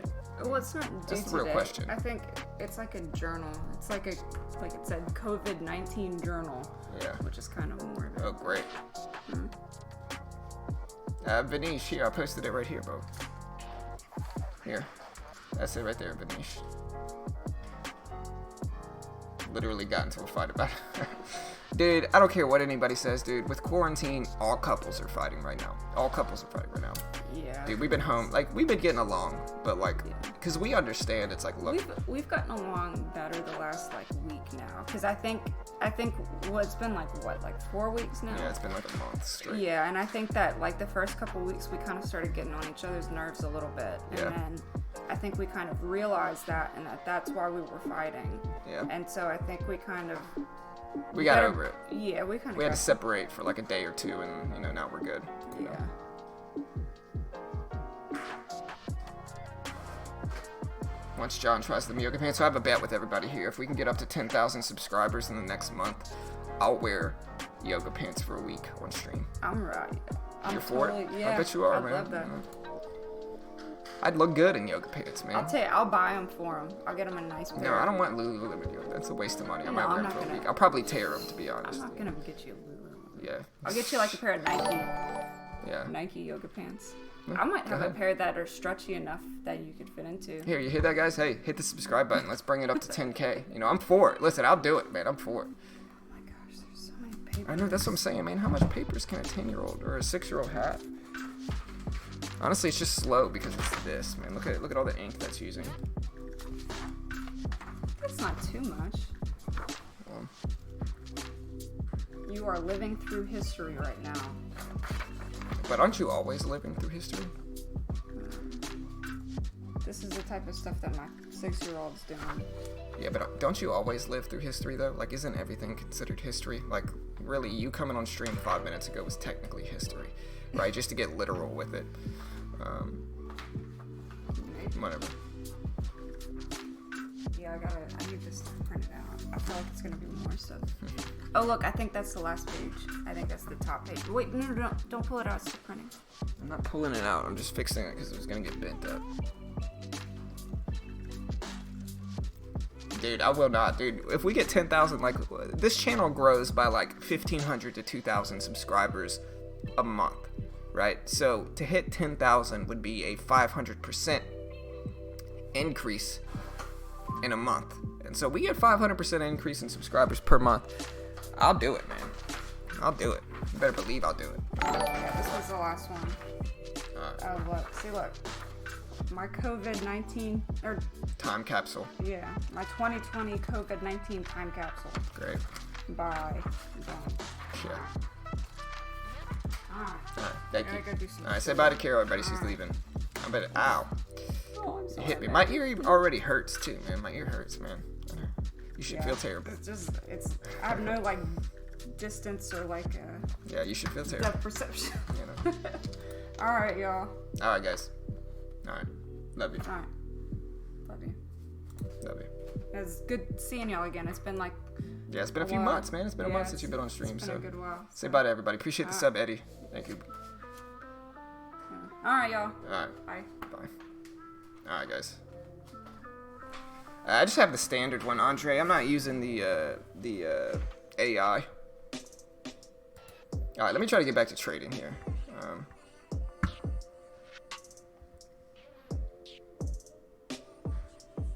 It just depends on what you think the market's going to do here. If you think the market's going to bounce, this might run up.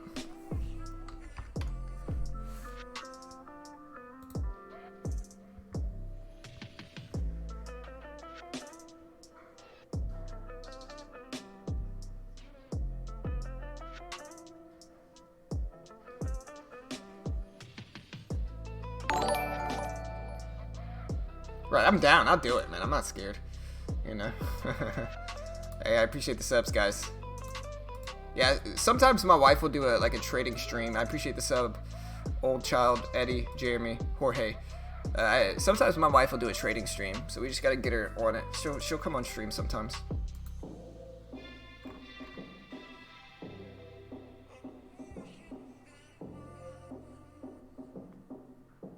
Yeah, MU's at the VWAP. I'm looking at it, and the SPY's bouncing here too. And so, like, I don't hate using this with like a 4750 risk target. I don't hate that, especially with the market bouncing like this. The problem is that MU looks a little bit more weak than the other ones.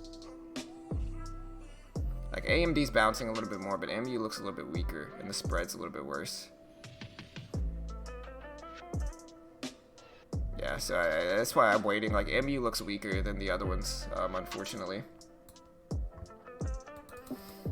Lyft broke lows. I was planning on trading that short term.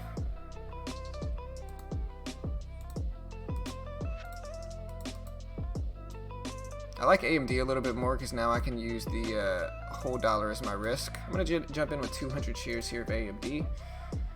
Just 200 shares, and I'm going to use the whole dollar of 54 as my risk. We'll see if that works. Hey, I appreciate the sub, Susie. Thank you. Shout out to Susie with the subscribe. I appreciate it. Thank you. Price target, reward target's going to be up at like 15, 16.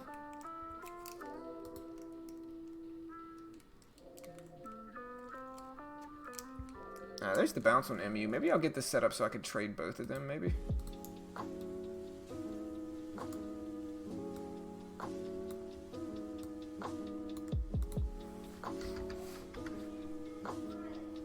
I really like to break that $100 profit target level. There we go. Maybe I should have taken MU, man. MU broke out more like in a much nicer way. I still think we got some room for AMD that I can just ride this one up though.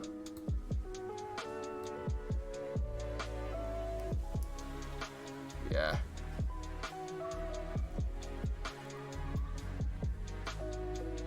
Come on, AMD. You know you want to. Let's keep pushing up here.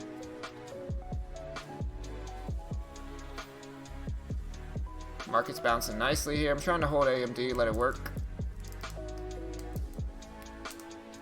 Again, 15 is probably my risk level here. I don't mind adding a little bit more to this one too. As long as I think it's going to bounce at the whole dollar 54, I'm going to add another 100 there. Alright, I'm in with 300 now. Still using that whole dollar as my risk level. Maybe I should have taken profits where I did, but it's cool.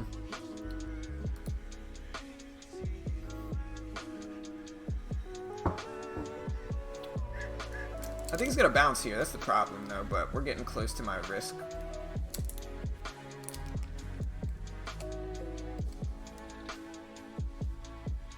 Pull back.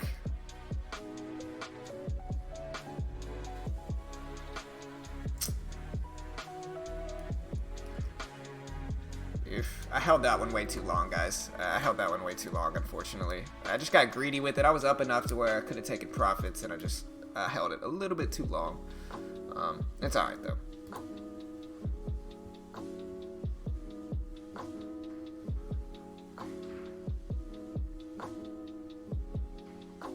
Hey, what's up, Henry?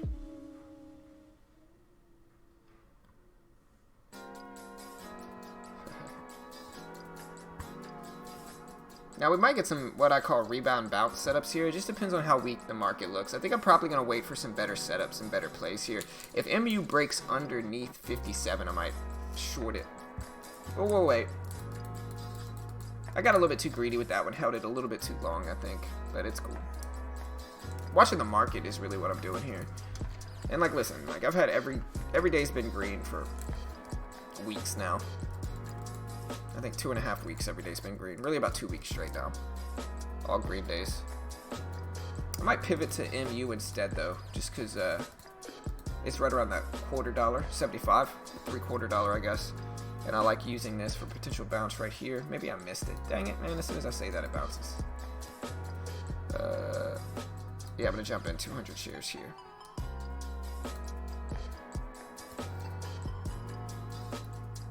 I think I need to keep my wrist tight. I think when I start to get too big, it causes me to be too impatient with it.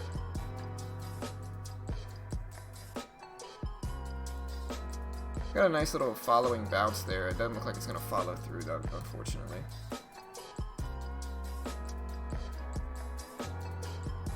Ah.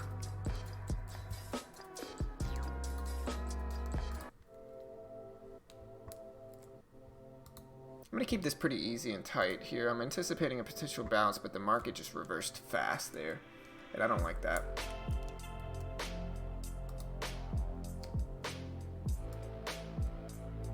About to get out probably here. I don't want to risk too much.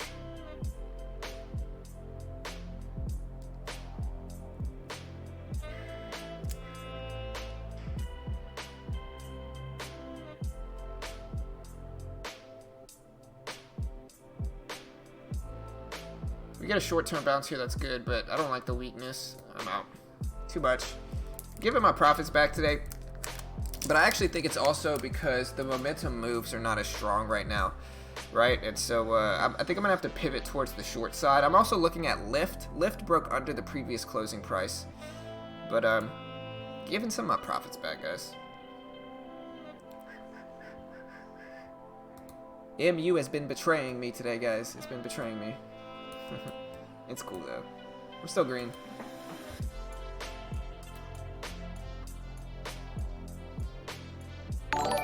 Start trying to scalp a little bit more. Yesterday, I think I traded like Uber a bunch. Let's see what Uber's doing. I'm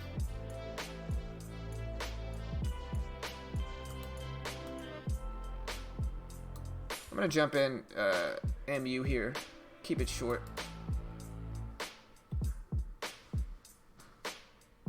See if the SPY pushes up and breaks, MU might push up and hit that 80 level that I was talking about earlier, that I was really looking for earlier. I'm also going to look at Lyft here on the downside.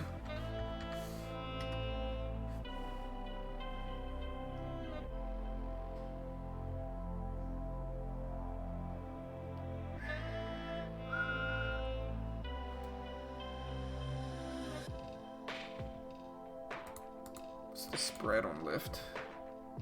Ew. Gross spread. Don't like that. I don't mind Uber. Man, guys, these last few trades have just been doing me dirty in the market.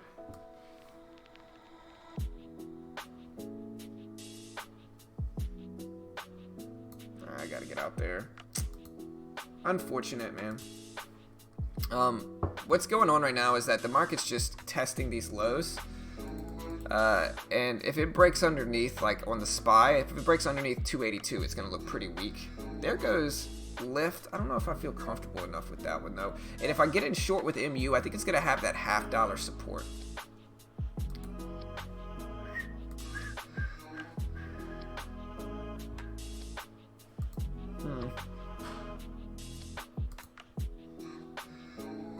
And the SPY looks like it's actually going to bounce here.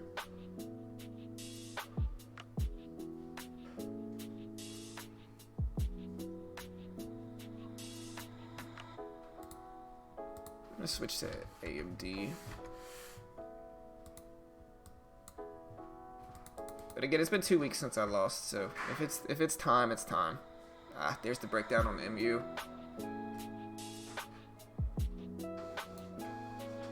I'm gonna jump in short here on MU and try to ride this one down. I don't mind adding to it on a bounce up to that resistance it had at 57. And so if that area can hold its resistance, I don't mind adding a little bit more to it, up to 57.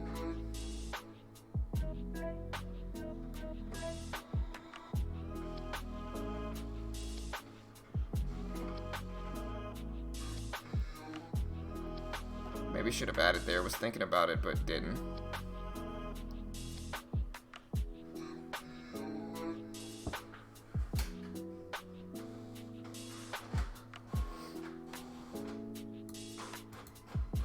There's the break.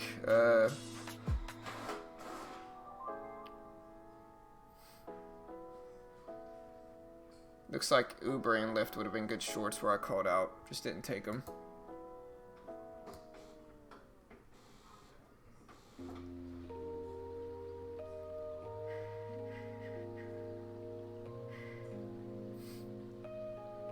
Trying to be patient with MU here. Man, I was up $100 in the day. I might have probably should have just taken my win and exited the market.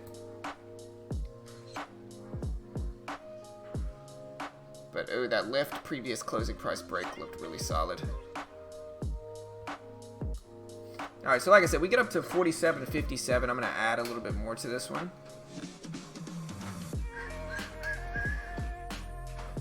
Trying to be patient with it though.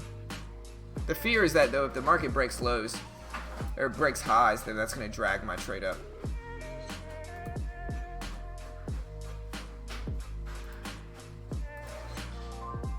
Yeah, we're not gonna spam scams, Nelson. Nobody listen to Nelson. It's 100% a scam. Anybody that they try to get you to contact to sell you trading picks, they're just ripping you off. They're gonna steal your money. Don't trust any of those guys, like Nelson.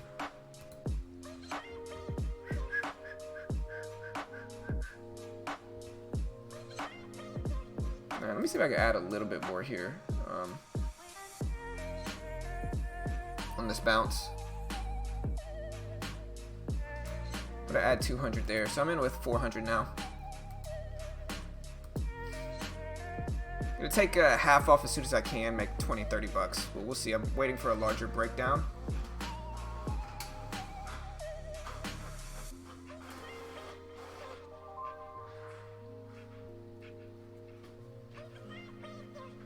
I like this weakness in the market. It should drag everything else down.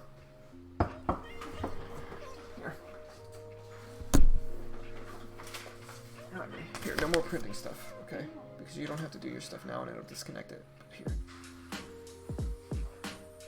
Alright, there we go. Alright, like I said, I'm going to take half off here, like I plan to, and then I'm going to take another half off if we get a drop down to like 30s. Ideally, I'd like to see MU continue to drop with the SPY's weakness.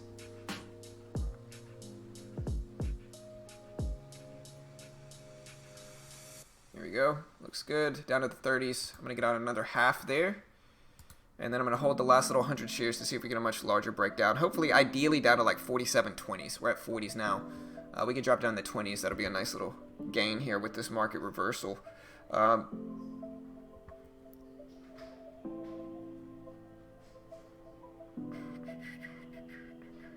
There's 38s, 35s.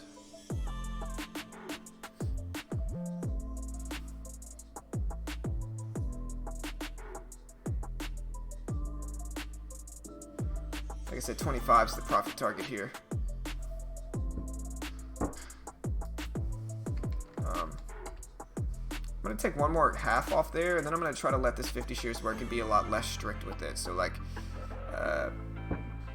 if we can get MU to drop down to here is what I want. Does everybody see this level right here?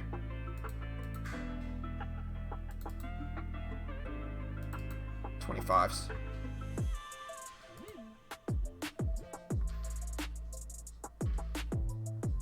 There's 29s, 28s.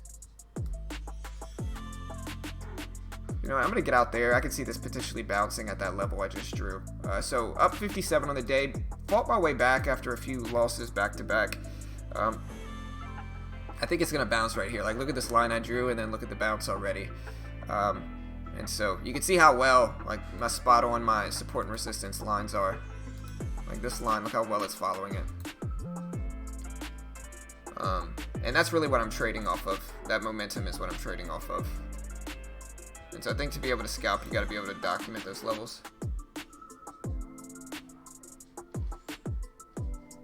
Yeah, I feel you, Jason.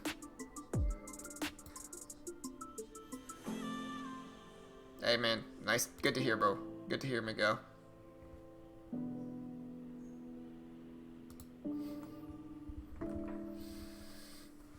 Yeah, I mean, the big thing with scalping is that you're just taking advantage of good accuracy, right? So, like, if you're accurate enough, like, really it's all based off of, like, how well your support and resistance lines are. And so, like, even though this might reverse and break under this level, you can see as soon as I drew this level, this thing bounced right here, right? And so the level I predicted, which is just $0.25, is 47.25, is a big level that is going to hold some sway. And so if I can take advantage of just a simple move like this bounce right here, you know, and that can have good accuracy. That's all I'm taking advantage of, right? It works really well. You know, you just basically, if you can document the support and resistance levels, a lot of the time you're using like previous highs, like all of this, that have a lot of confirmation, and then you're just predicting momentum based off of that. And you know, again, if this moves under this line and then holds that as resistance, I might short into it again, but we just got to wait for that.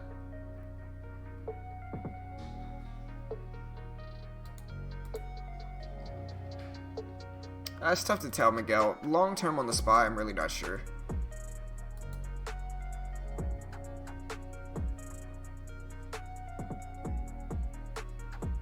The next one to look at is AMD.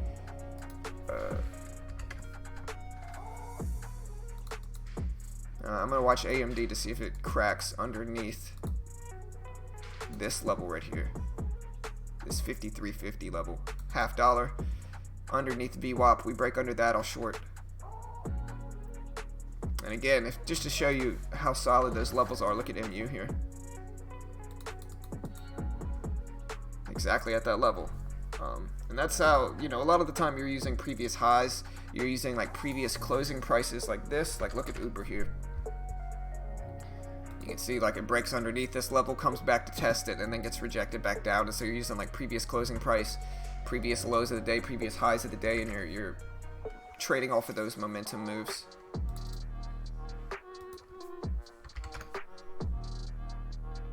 Alright, here we go. Here's my shot at AMD. I might actually wait for it to break underneath this 53.50 and then bounce back to test it and then short back into that bounce, anticipating that it's going to reject after it breaks underneath it, kind of like what MU is doing here. I'm going to short into a little bit of MU here with a very tight risk, 200 shares. And then I'll try to take that trade on AMD afterwards.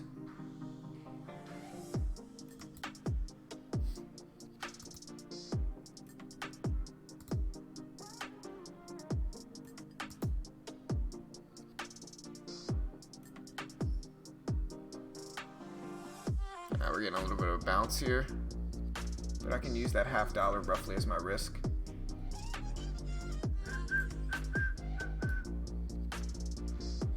We're getting a bounce there. Hopefully it pivots back down.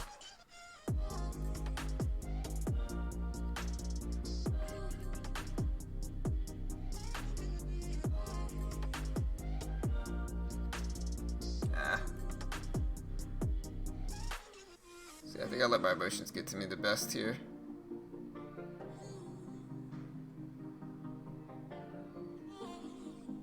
I'm gonna get out there. See, part of me is like, certain trades I shouldn't take, and I guess that was maybe one of them, but I don't hate the idea. I think the market's actually going to reject here at this 282 level.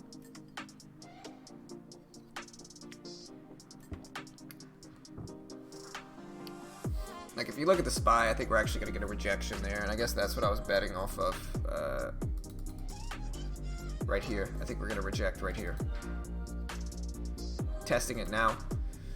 I think the market's going to pull back down, and then when it breaks this 282 level, or this 281.50 level, we might get another play here. But I could be wrong. Maybe it breaks back above. If it does, it's going to look very strong. What's up, Big Baller? What's up, man?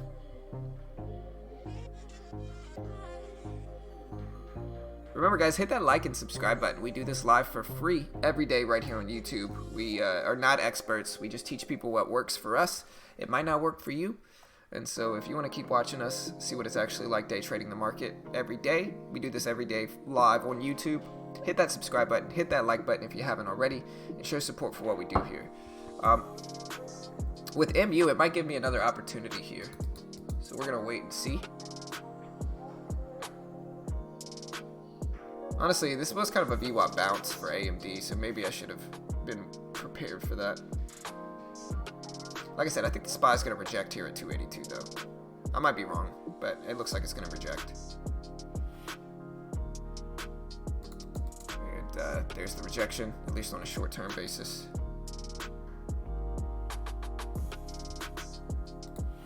A little choppy right now. I think that's what's catching me in my trading account, though. Yeah, I mean, with my platform, you can do it for $375, and so like on Tefs and TradeNet, you can trade for $375. using that link. It's the same platform we use. I mean, I have a bigger account that's worth about 8 grand, but the point remains is that I don't need 25K.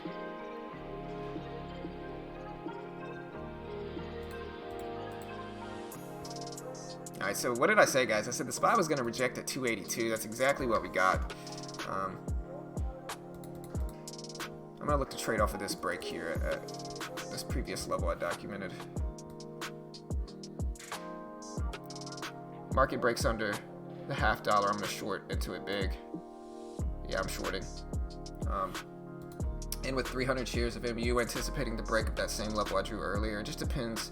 As long as the market holds down underneath this level and looks weak, should be fine. Market pushing down big under a big level. There's 22s. All right, I'm going to take half off there. I'm going to hold this 100 shares to see that initial breakdown that I talked about. Hopefully we get it. Kind of choppy back and forth today. But I'll let this work. I think the market's going to look weak here.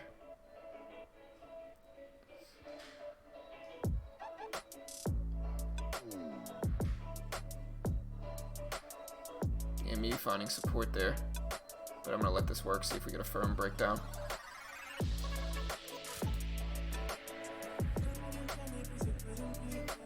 There we go.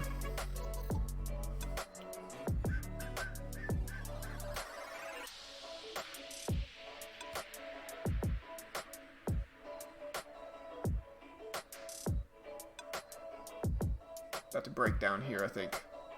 Under 17 is going to break down under 15, I hope. But it looks like it will. This low right here is going to break. Maybe I'm wrong, but it looks like that.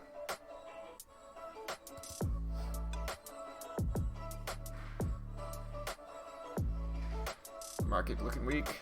Let's get this 16, 15 break.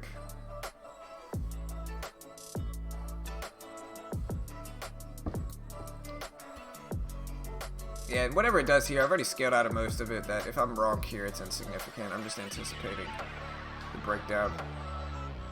I'll get out over 25 over that quarter.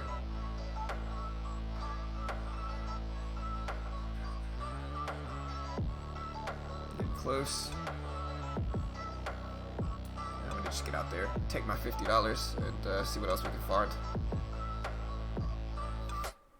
But yeah, this was the low break that I traded. If anybody wants to see why I jumped in that trade, this was the low break right here.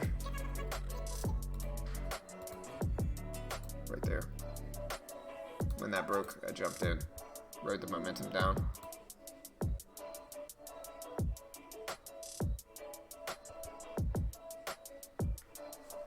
You're a wizard, Harry. Hey, see you, Buzz. Later, brother. What's up, Todd? What's up, brother?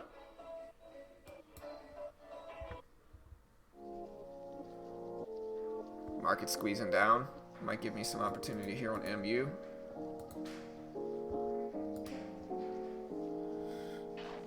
Big. I might short into this on MU. I'm in with 300 shares. We're going to look for a quick move with the SPY's weakness.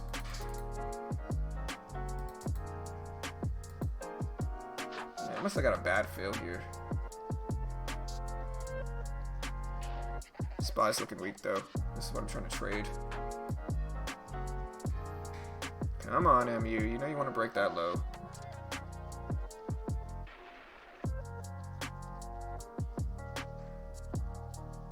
There's 17s, 16s. I'm gonna get out half here.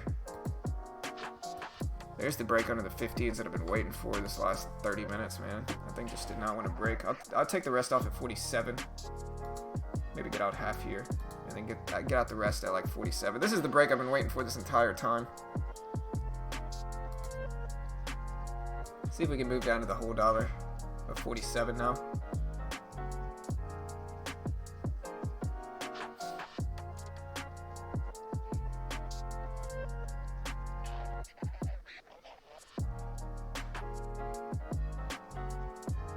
I'll get out at 15 if it goes too high up there. Using this as my risk. Look, I hope you guys can see where I set my new risk level, which is just this. We hold that as resistance, I'll stay in. As long as we maintain under this bottom arrow here, I'll stay in. Ideally looking for down here as my profit target at the whole dollar, because a lot of times stocks kind of pivot around those whole dollars. Here we go. 6. I'm not going to be too greedy. I'm going to get out the rest there. So not bad. 75 up on the day. We'll see what else we can find. Still grinding it here.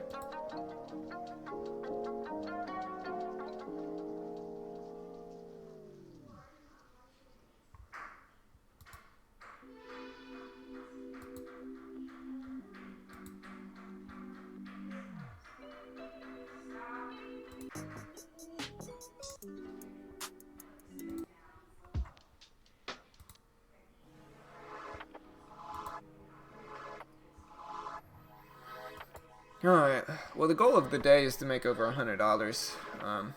Let's see if we get that. Like I said, if we get a bounce up here to on MU, I'll short into that up. If we get a bounce back up to 47.15, I don't mind shorting into that with like 400 shares. We just need the bounce up here.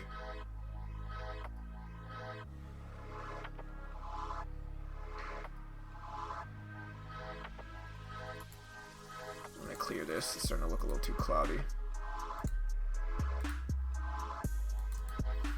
Yeah, we get a bounce up to this. I'll short into it. Risk maybe off of like 25, 10 cents here. Or if we break this, I might short into it too. We break that. Plus, depends on what the SPY looks like. Really, I'm anticipating a SPY pulling down to break lows. Just depends.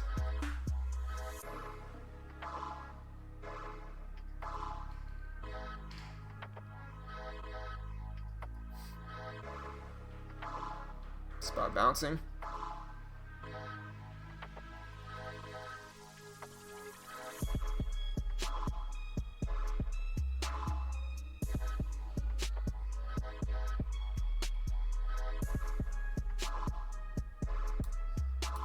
I'm going to jump into 200 shares here.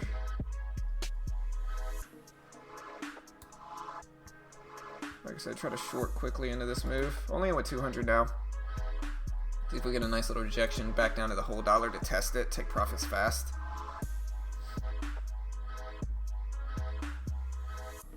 Depends on what the market itself does here too.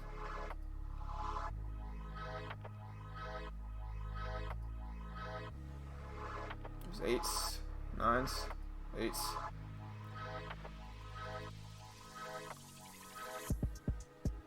Sevens. Take half off there.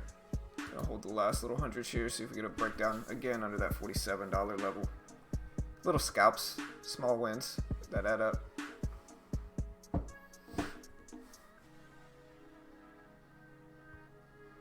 See if we get that break under the whole dollar.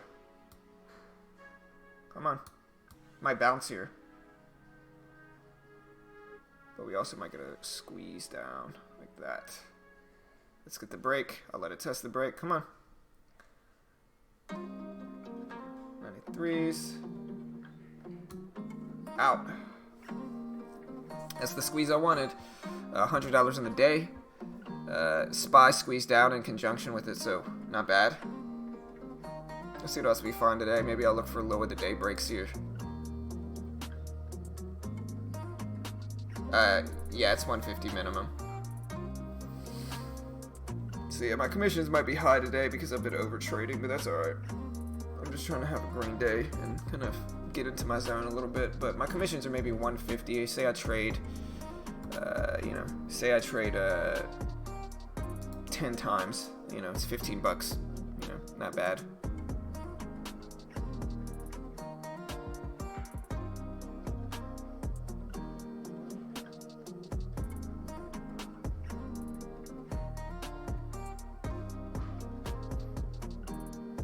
Yeah, if I trade 20 times today, which is probably more accurate, it might be like $30, but it's cheap.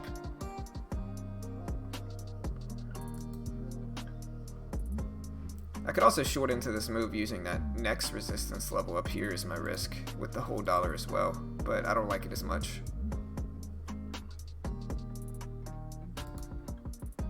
Thanks, man.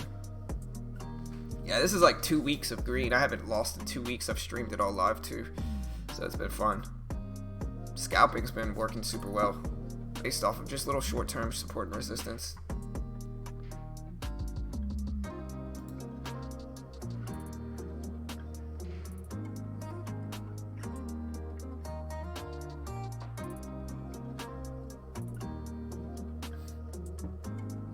Getting a little bounce there. What else we got?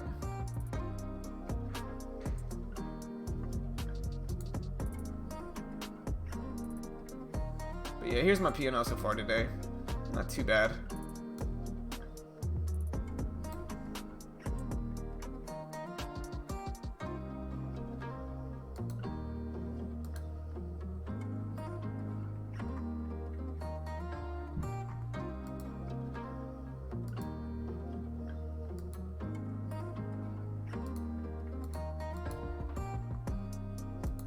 Next step I think I'm going to look for in MU is the low of the day break.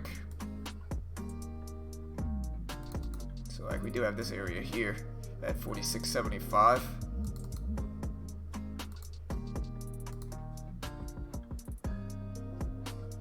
Right around the low of the day. So we get a break underneath that. It might show some weakness there. But again, I hope everybody can understand why I'm trading this. Like, I shorted it right here, anticipating that this level would hold as my risk, and then I could take profits around this level, right? So I documented this was my risk. This was my risk, and so my risk was very small. And the scalp, just to show you kind of scalp risk reward. There's my risk. This was my reward, so it was much larger, at least 2 to 1 it looks like, and really easy risk reward trade. And if I can get a little bit more, it's even better. But that's kind of what I was thinking, and it worked out solid. But that's how you kind of trade off of support and resistance, is you just anticipate and, you know, jump in when you think it's going to reject or bounce or whatever.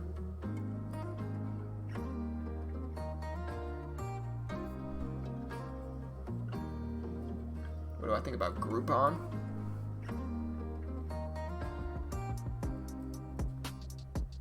Yes, Dion. That's accurate.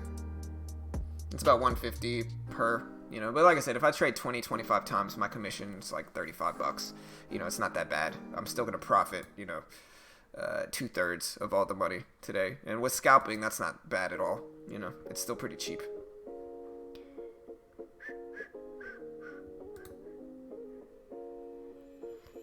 And if there was anything I do think I should work on, it's maybe not scaling out as much and just being patient with it. But I think I protect myself when I scale out, and so I think it makes sense.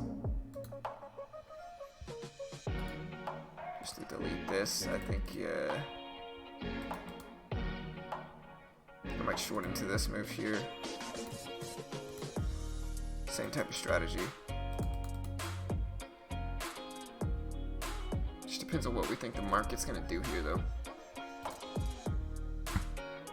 Groupon is just not really my style, Jedi. I'm just not really much of a penny stock trader, and Groupon's, you know, 86 cents right now. It's just not really my thing, man. It's not what I usually trade. Just a little bit too cheap for me.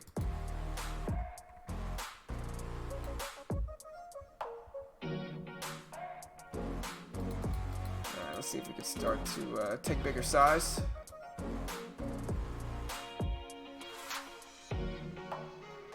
I don't mind shorting into this, anticipating the market might actually pull down and break lows. I think we got to get a little bit closer to it actually breaking, though.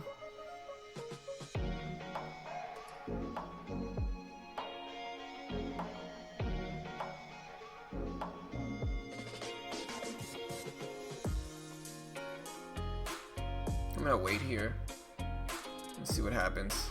See how well this holds. See what the market does here, too. Oh man, my ear hurts today.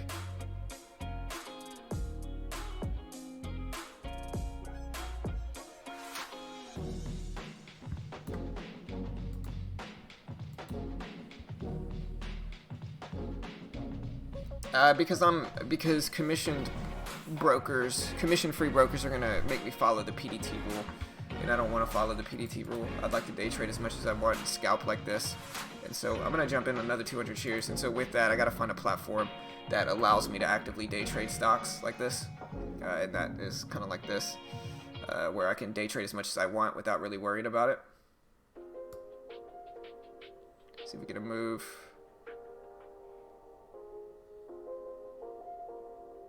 One. I'm gonna get out the hole. I just did that a one and done trade, so I just got in and out with that scalp, made 20 bucks on it. Up about 120 on the day now, it seems. We'll see what else we can find. I'm gonna look for the market to break these lows here and crack underneath these lows. And if we can get that, then it should give me some nice momentum on the downside for MU or AMD, or maybe lift even if it breaks lows with it. The S&P 500 is teetering close to that, so we'll see what happens.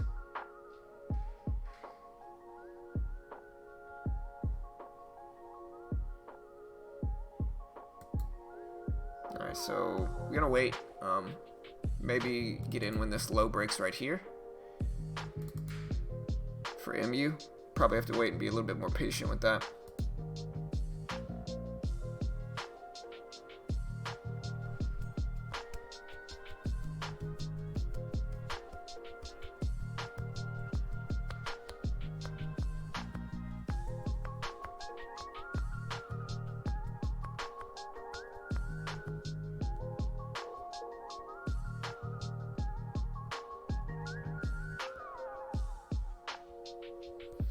We'll see. I can also look at if it breaks under the whole $1.47 to see if that level holds as resistance and we get a consequent or a subsequent drop afterwards.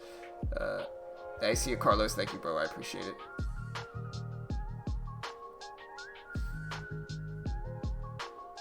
I'm up about 120 gross.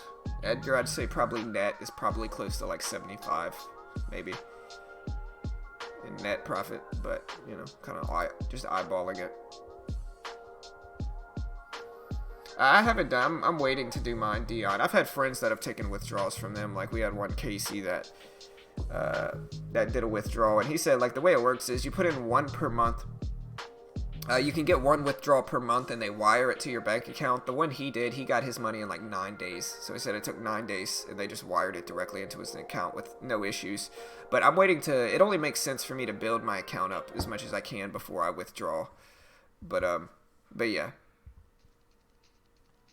Dude, I think I got an ear issue, man. My ear hurts.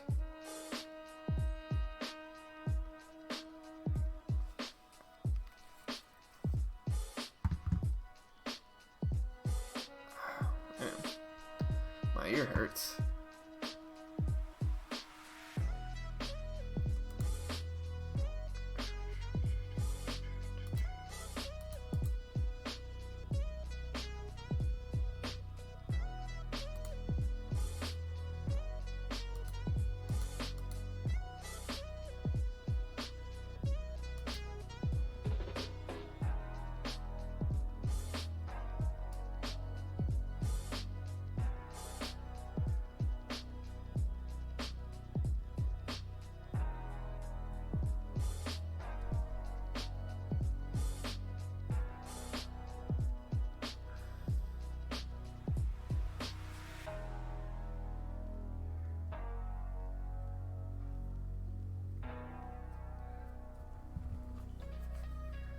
Alright, we're getting a move back up to that 47.15 level we talked about. It's just about whether we think the SPY is going to reject here. Might have an ear infection, team. But it's about whether we think the SPY is going to reject here. So the rejection areas for the SPY are going to be right here.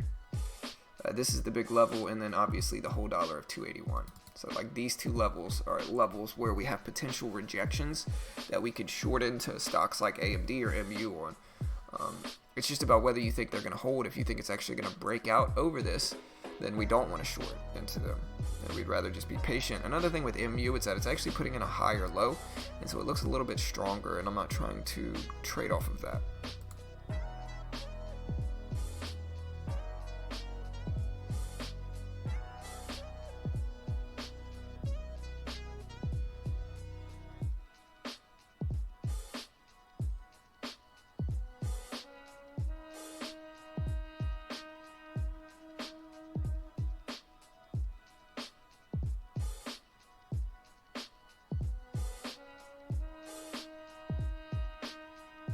You're still real?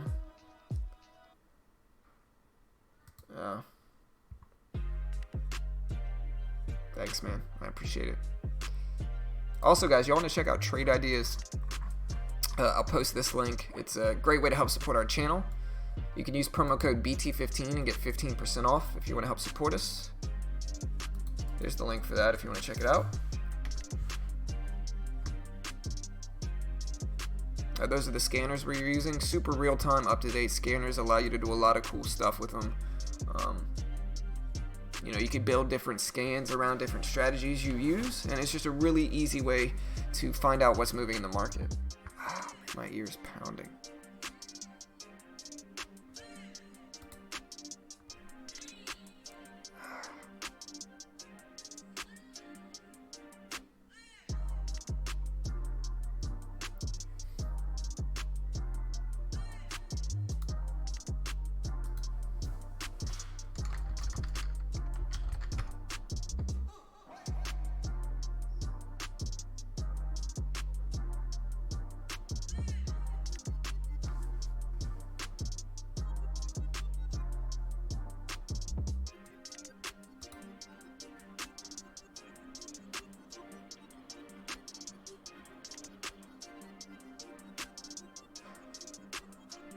Hey guys, I'll be right back. I might go get a decongestant or a nasal spray.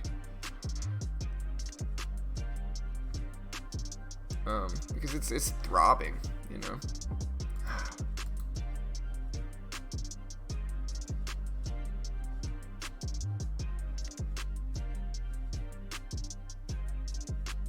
Hey, thanks, man. Yeah, you're real still. Yeah. I actually noticed that after he said it, but my ear's been hurting, so sorry if I haven't been paying a lot of attention. I'm gonna go get some nose spray and try to clear my sinuses because my ear hurts, man. It hurts. I'll be right back, guys.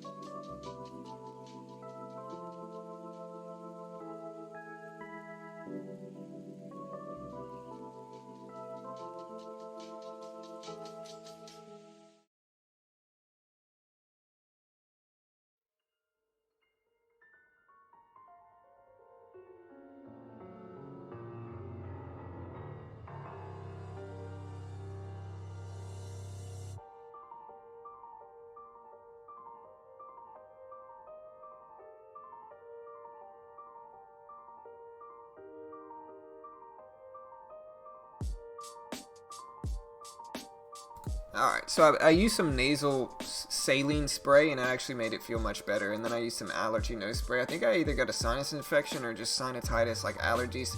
But I used some nasal spray, but man, that sucks.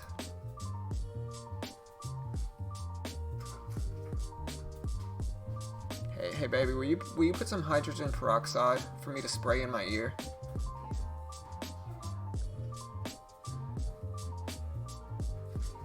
Alright. Alright.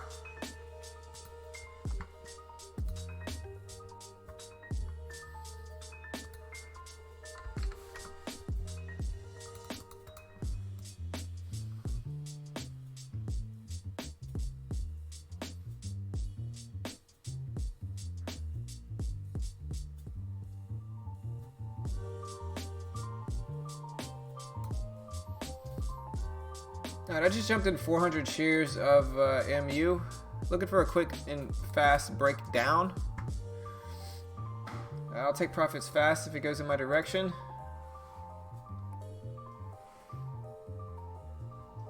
My risk level is going to be right around the $0.50.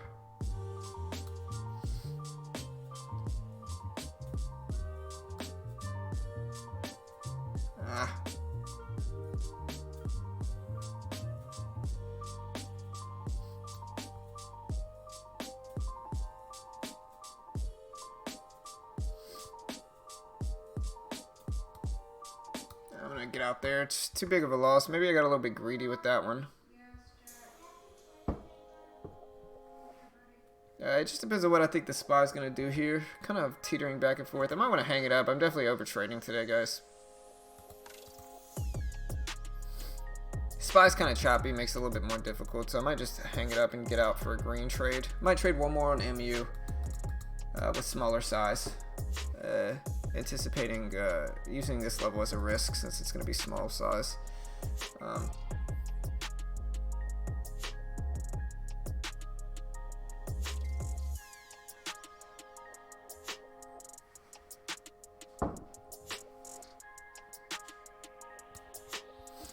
I'm in with 200 shares. This will be my last trade, at least on stream.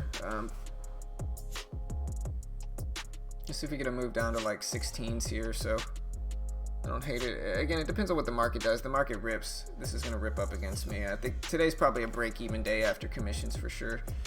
At least. Just traded a little bit too much today, but that's alright. Every day's not going to be green.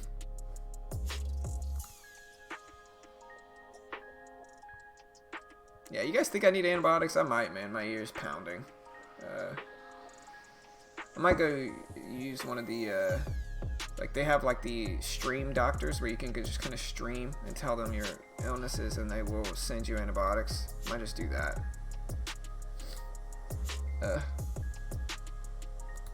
I get around the PDT rule by using TEFs.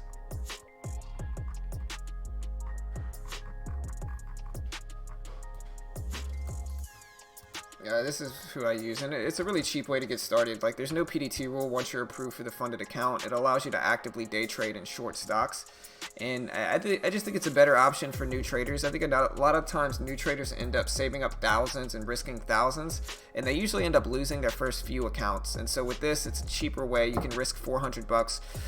You get to actively day trade once you're approved with no PDT rule, shorting ability, and a lot of other cool stuff. Comes with a course, demo account, access to a chat room, and a lot of other useful stuff for new traders. To be fair, I think most traders will probably lose these accounts as well, but it's a lot easier and cheaper to lose a $400 account versus a few thousand. And it operates like a prop firm, and so there's like a 70-30 split, there's a max loss.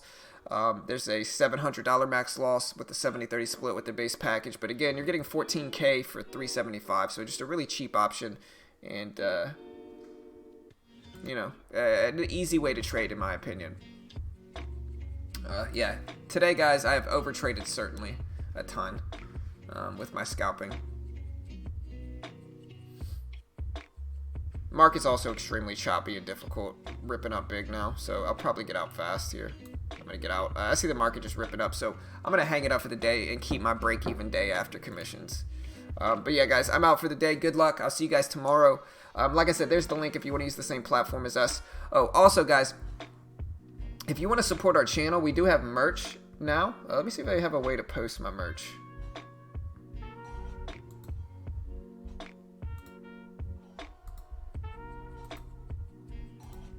I thought there was a way.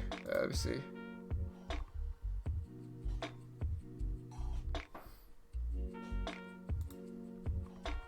There should be, yeah, okay, so yeah, if you go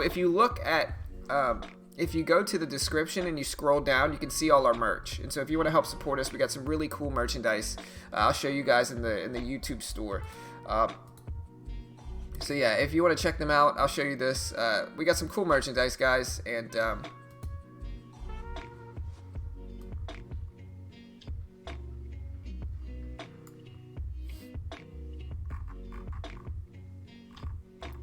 find a way to do this. So yeah, we got some dope merchandise. It's pretty cool stuff. I'll find this and post it here. So you guys can see it.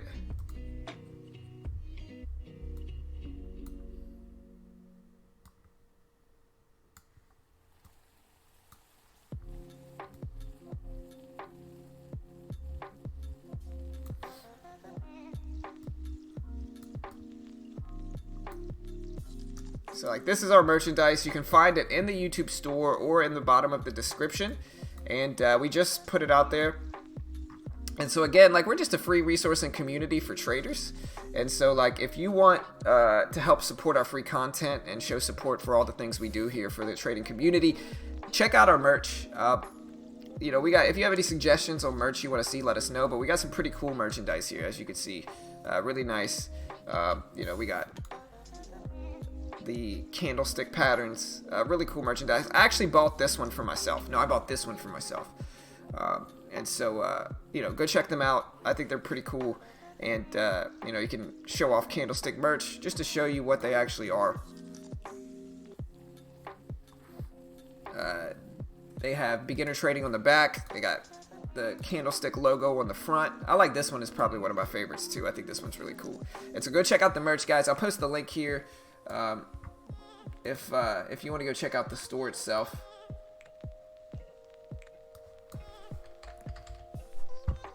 Let me find the link for you. But I think it's really cool, and let me find it. Hold on, guys. Sorry.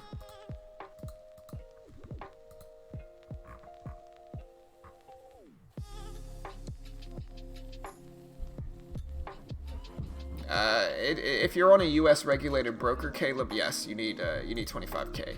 But if you go around it, like I'm using a prop firm with this, roughly what's considered a prop firm, and so it's a little bit different. So I'm able to trade without the PDT rule. But if you're using a U.S. regulated broker, yes, you have to have 25K. Yeah. So here's the link if you want to check out the store.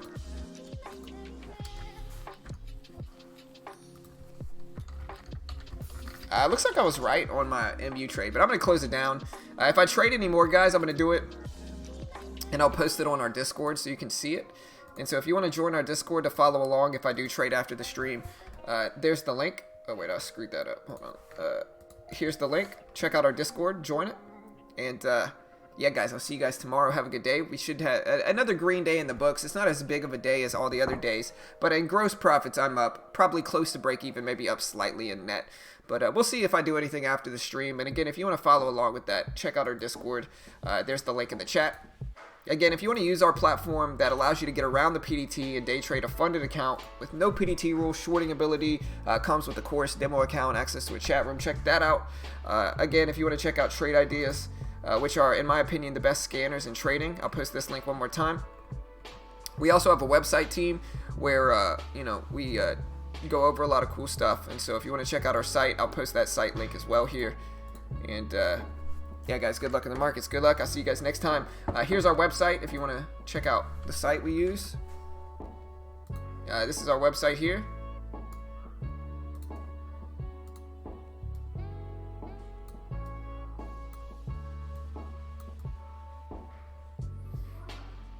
Sorry, I gotta minimize this.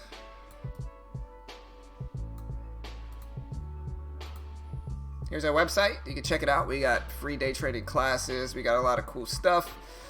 We got broker reviews, strategy breakdowns. I can go to the strategy section here. Let me go to short patterns. And you can see we break down all the different strategies we use with really cool stuff. I'll post this link if anybody wants to check out our website as well.